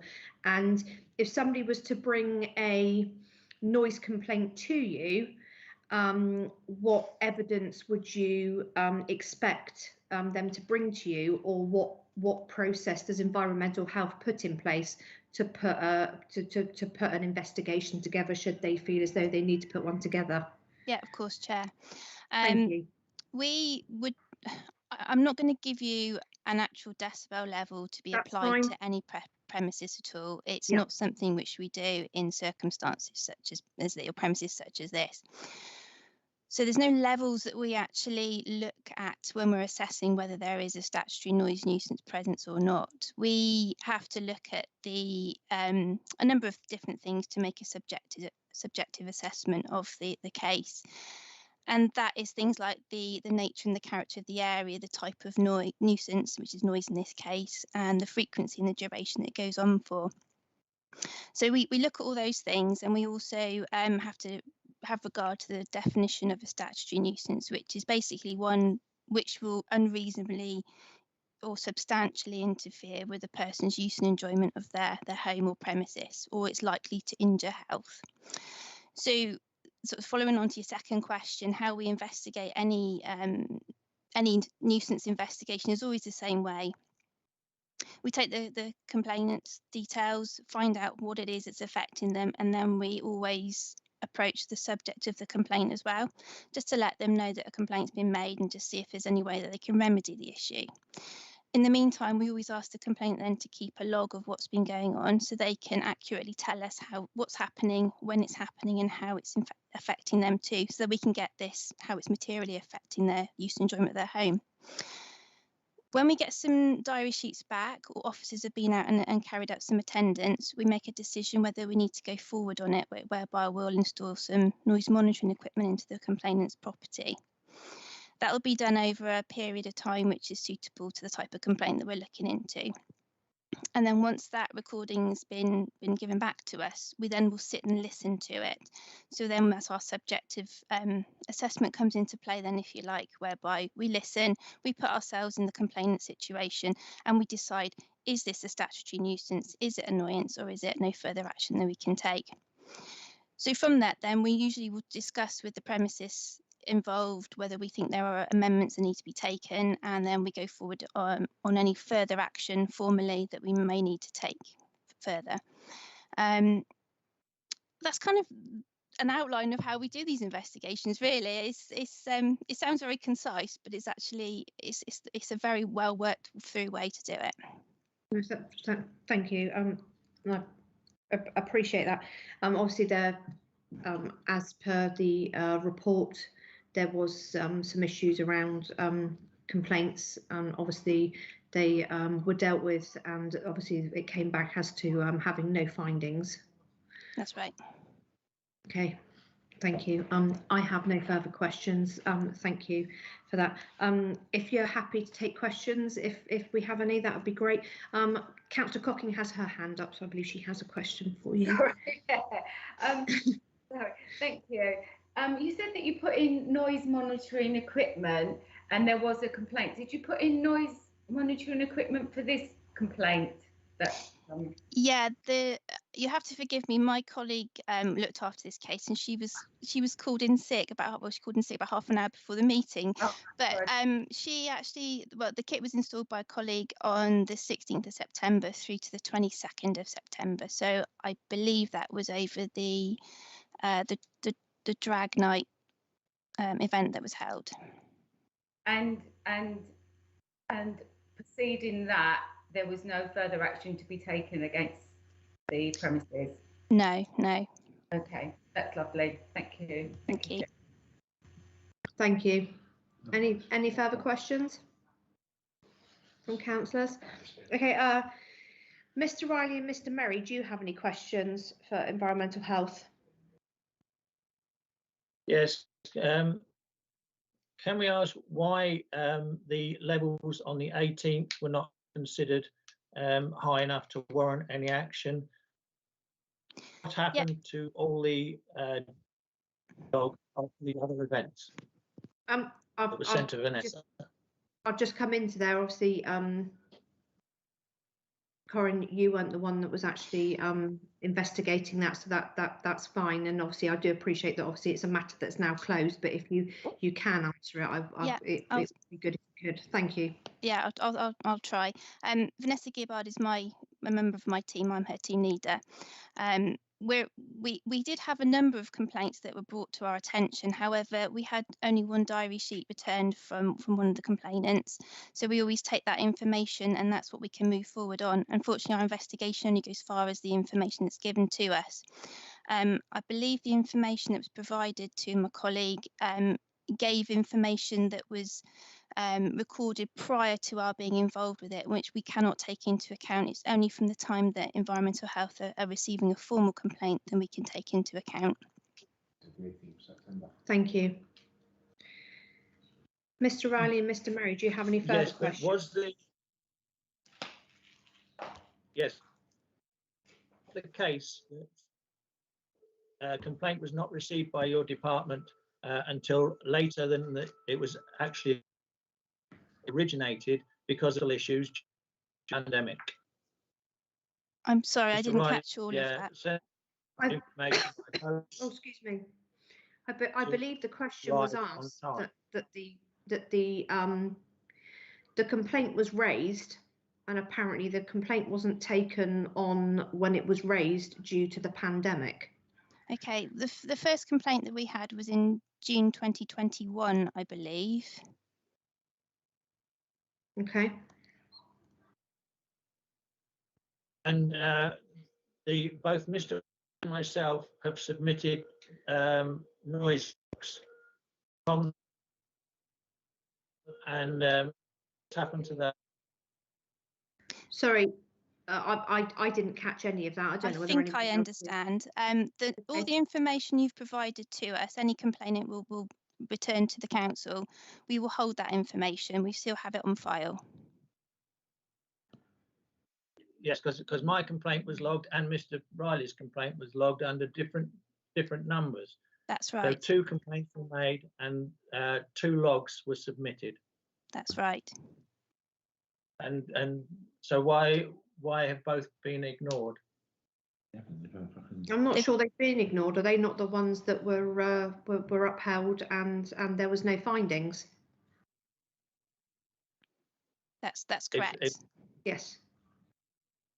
Okay, so they have been registered as being there, and it is just the environmental health opinion that these were not considered a statutory nuisance. That's right. It made part of our findings to make that determination. Yeah. Right. Okay. No, I have no further questions. Have you, Patrick? No, sadly, no. I can't see anything else. Thank you. Thank you very much. Mr. Henson Ball, do you have any questions for environmental health?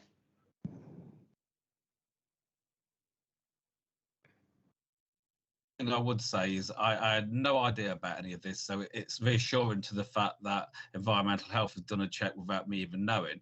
But I would like to say with environmental health is and so it is a question in terms of if you found that we were in breach of anything, would you work with us? Because I would not knowingly breach anything. I'll be doing my best to stay within the parameters that you set.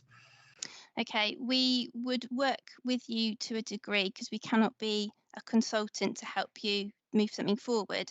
However, we would let you know that our findings of our case, so had we established there were conditions to make us query of a possibility of a statutory noise nuisance, we would notify you and we would tell you what our findings were. So it could be that we've listened to the music recordings and found that the bass was particularly high, so you may want to address that, but we wouldn't give you a prescriptive way in which to do that. Okay, and my final question is purely on the fact that I have engaged with environmental health because I have tried to do the honourable thing. I'm not out here to upset people intentionally.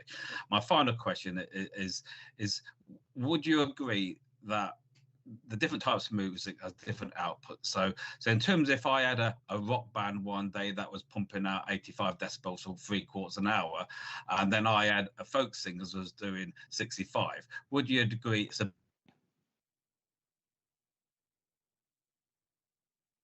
big picture? Oh, sorry, Mr. Henson Ball, lost you there.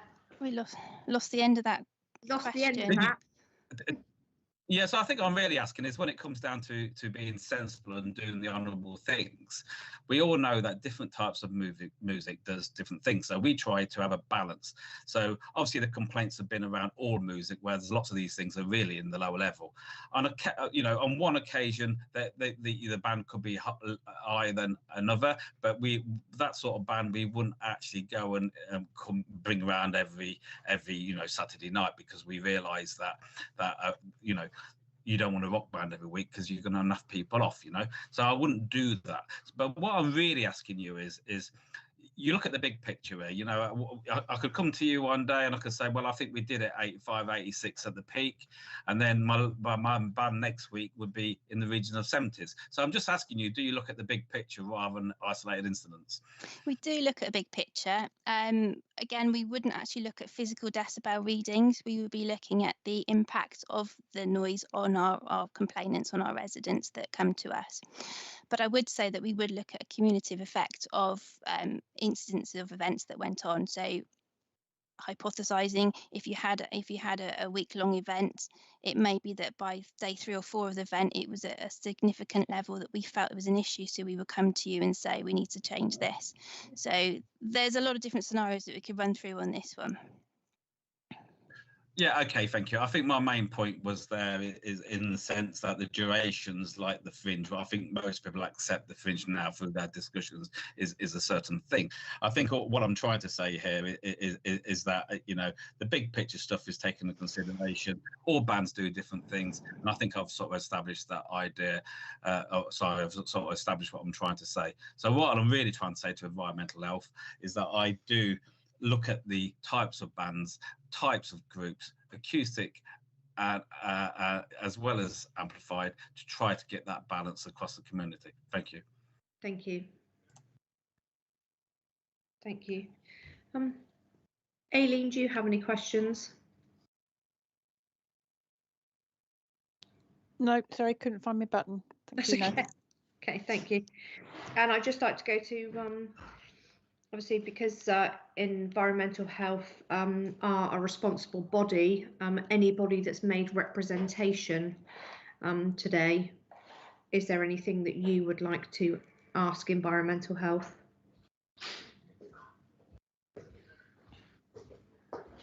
If so, if you could unmute and say your name and ask your question, should you have one. Andy Brocklehurst. Can you just confirm then that there has actually only been one case brought before you? No, there's been a number of complaints brought to us. However, the actual submission of evidence was very low. Thank you. Thank you. Anybody else that's made representation?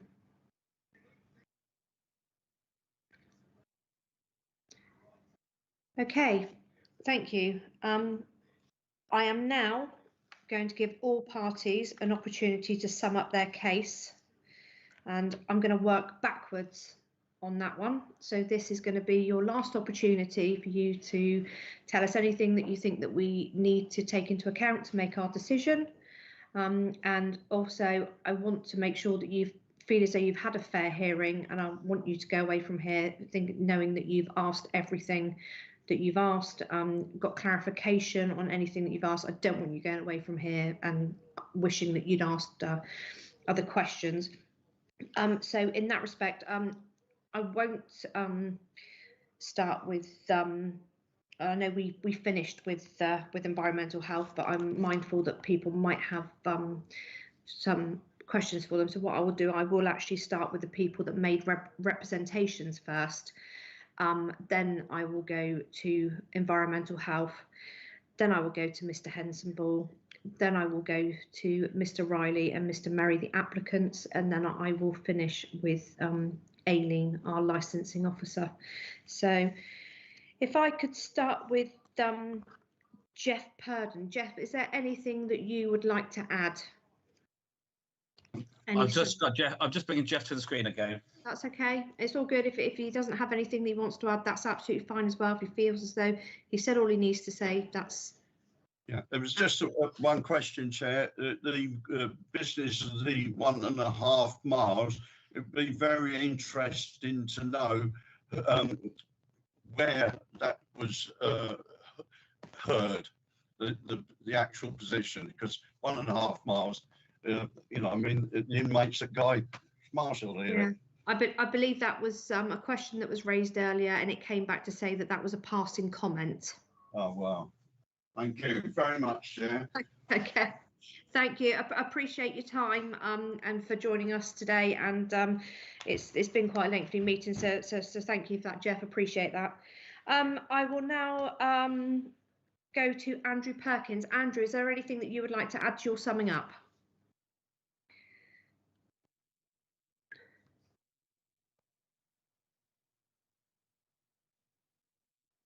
I think Andrew Perkins said that he had to finish for the meeting. You are correct. Yes, yes, very true. Okay, I will now go on to Anne Philpott. Is there anything you would like to add in your summing up?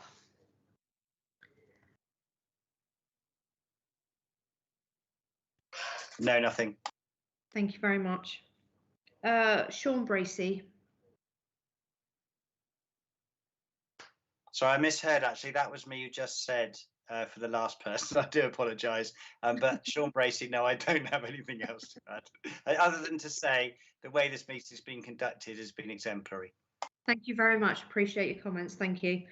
So I'm now going to go on to Andy Brockenhurst. Do you have anything that you would like to add for summing up?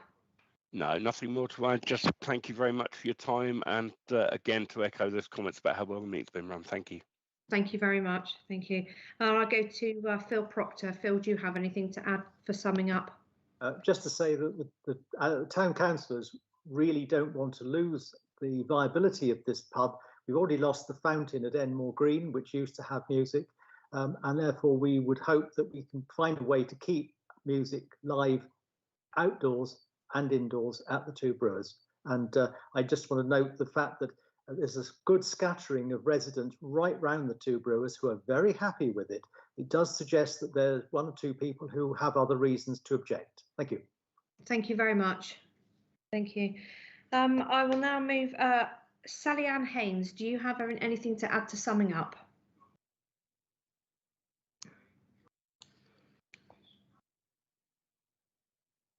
Do we still have Sally?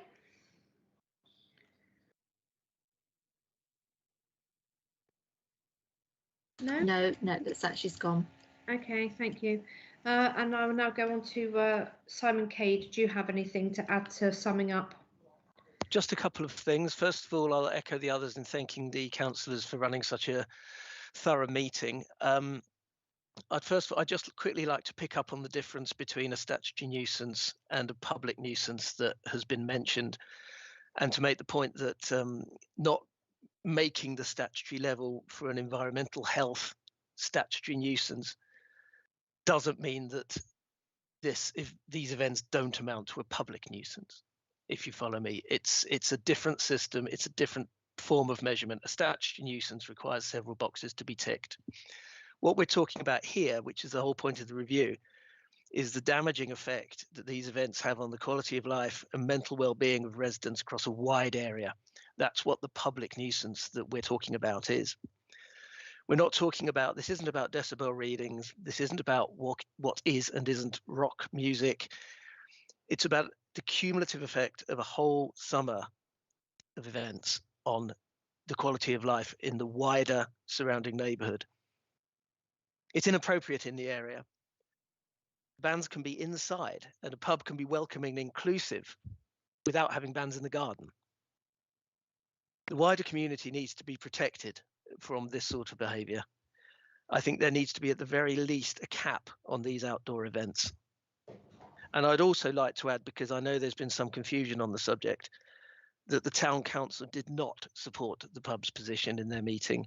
The town council voted that the licence should be reviewed. Yeah, in our report is what we have from the town council, which is what we've read. So that was what we will be taking into account from the town council. Okay, I just wanted us all to be clear on that because I think it's an important body. Absolutely, yeah, I completely agree with you. Has the interests of the residents at heart. Yes. Yes. Okay, that's me done. Thank you. Thank you very much. I will now go to Mr. Henson Ball. Do you have anything that you would like to add to your summing up? I think we've covered lots of ground there, but just to pick up on the fact about the statutory versus noise, there's got to be a baseline somewhere. As you could have biasness between one business and another. I've done my utmost best to serve the community in many ways and try to be respectful to the residents. I know that there's residents who will not be happy with what we do here, but on the likewise, there's so many residents who do. All I say is there's got to be a baseline, and which I believe I'm working to. I believe that I'm not actually breaching any you know, of the conditions of my license in the true sense. So, I'm aware that there are different feelings around all this, and I'm not an insensitive person, and I shall always conduct myself in the correct manner. Thank you very much. Thank you. Mr. Riley and Mr. Merry, is there anything you would like to add to summing up? Could I just say thank you so much for the opportunity to bring this to the fore. Could I also say that the matter of choice comes right to the front of my mind, because if I wanted to go to a pub to listen to the music, I could go. On the other hand, if I'm in the garden and it comes through the hedge, I have no option at all. So the matter of choice to me is very important.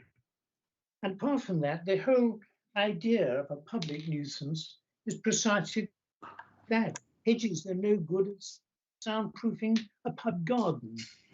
Thank you so much for your time. Yes, I add that it is the nuisance value that needs to be considered. We are asking about, as we have established here, the outside music. We're not talking about the way the rest of the pub is run. That is fine, and we wish them well. So it's just the nuisance value of the live music in the pub garden. Thank you. Thank you. No, thank you. Okay, I will now go to environmental health. Do you have anything to add to summing up? I don't think so, Chair. Thank you. Thank you for the time and thank you for attending. I really appreciate that. Okay, I will now go to Aileen. Aileen. Thank you, Chair. I just wanted to say a couple of things. One, that our review is absolutely, excuse me, the correct way to deal with problems like this. If it was a matter of acting outside the conditions of a licence, then it would be more likely that either the police or the licensing authority would review, or it could result in a prosecution. The review is the way for residents to ask you as the councillor to relook at this licence. The other thing I wanted to point out was that statutory nuisance is a different test to public nuisance, as people have said. It's public nuisance isn't defined. It is what the ordinary person would consider to be a nuisance, and it can be low level antisocial sort of behaviour. So that's all I wanted to say. Thank you, Chair. Thank you. Okay, I will now ask my legal advisor if we have covered all legal relevant points. Yes, Chair, I can confirm that. Thank you.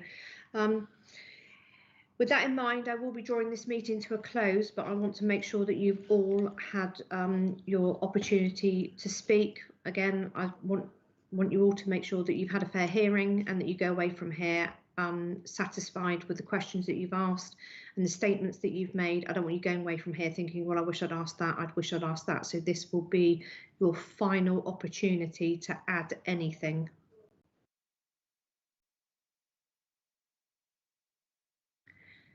Okay, in which case I'm going to close the public part of the meeting. I will be asking for a vote to go into a closed session now, which will be the three councillors to make our decision. In attendance, we will have our Democratic Service Officer with us, and we will also have our legal advisor on hand should we need any legal clarification. Everybody that has made representation will be notified of our decision as soon as our decision is made. I should imagine it's probably going to be potentially probably late tomorrow afternoon before a decision is out to you. I believe anybody that has made representation, I believe Aileen will potentially message out the decision that we've made.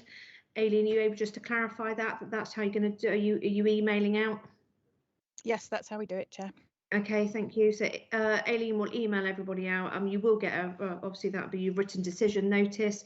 And should you not be happy with the decision that the committee has made, anybody that has made representation does have a right to appeal, and that is within 21 days, and that is to Weymouth Magistrates Court. Are you all happy with that? Yep, happy with that. Okay, thank you very much, and thank you all for attending. I really do appreciate your time. I appreciate it's been a lengthy meeting, but again, I want to make sure that everybody has a fair hearing. So with that in mind, I will close the public part of the meeting, and can I have a vote to go into a private session, please, for exempt business? I second the proposal to go into exempt business. Councillor Dyer, have you approved that? I do approve, Chairman. Okay, thank you very much. And again, thank you all for attending, and I appreciate your time. Thank you.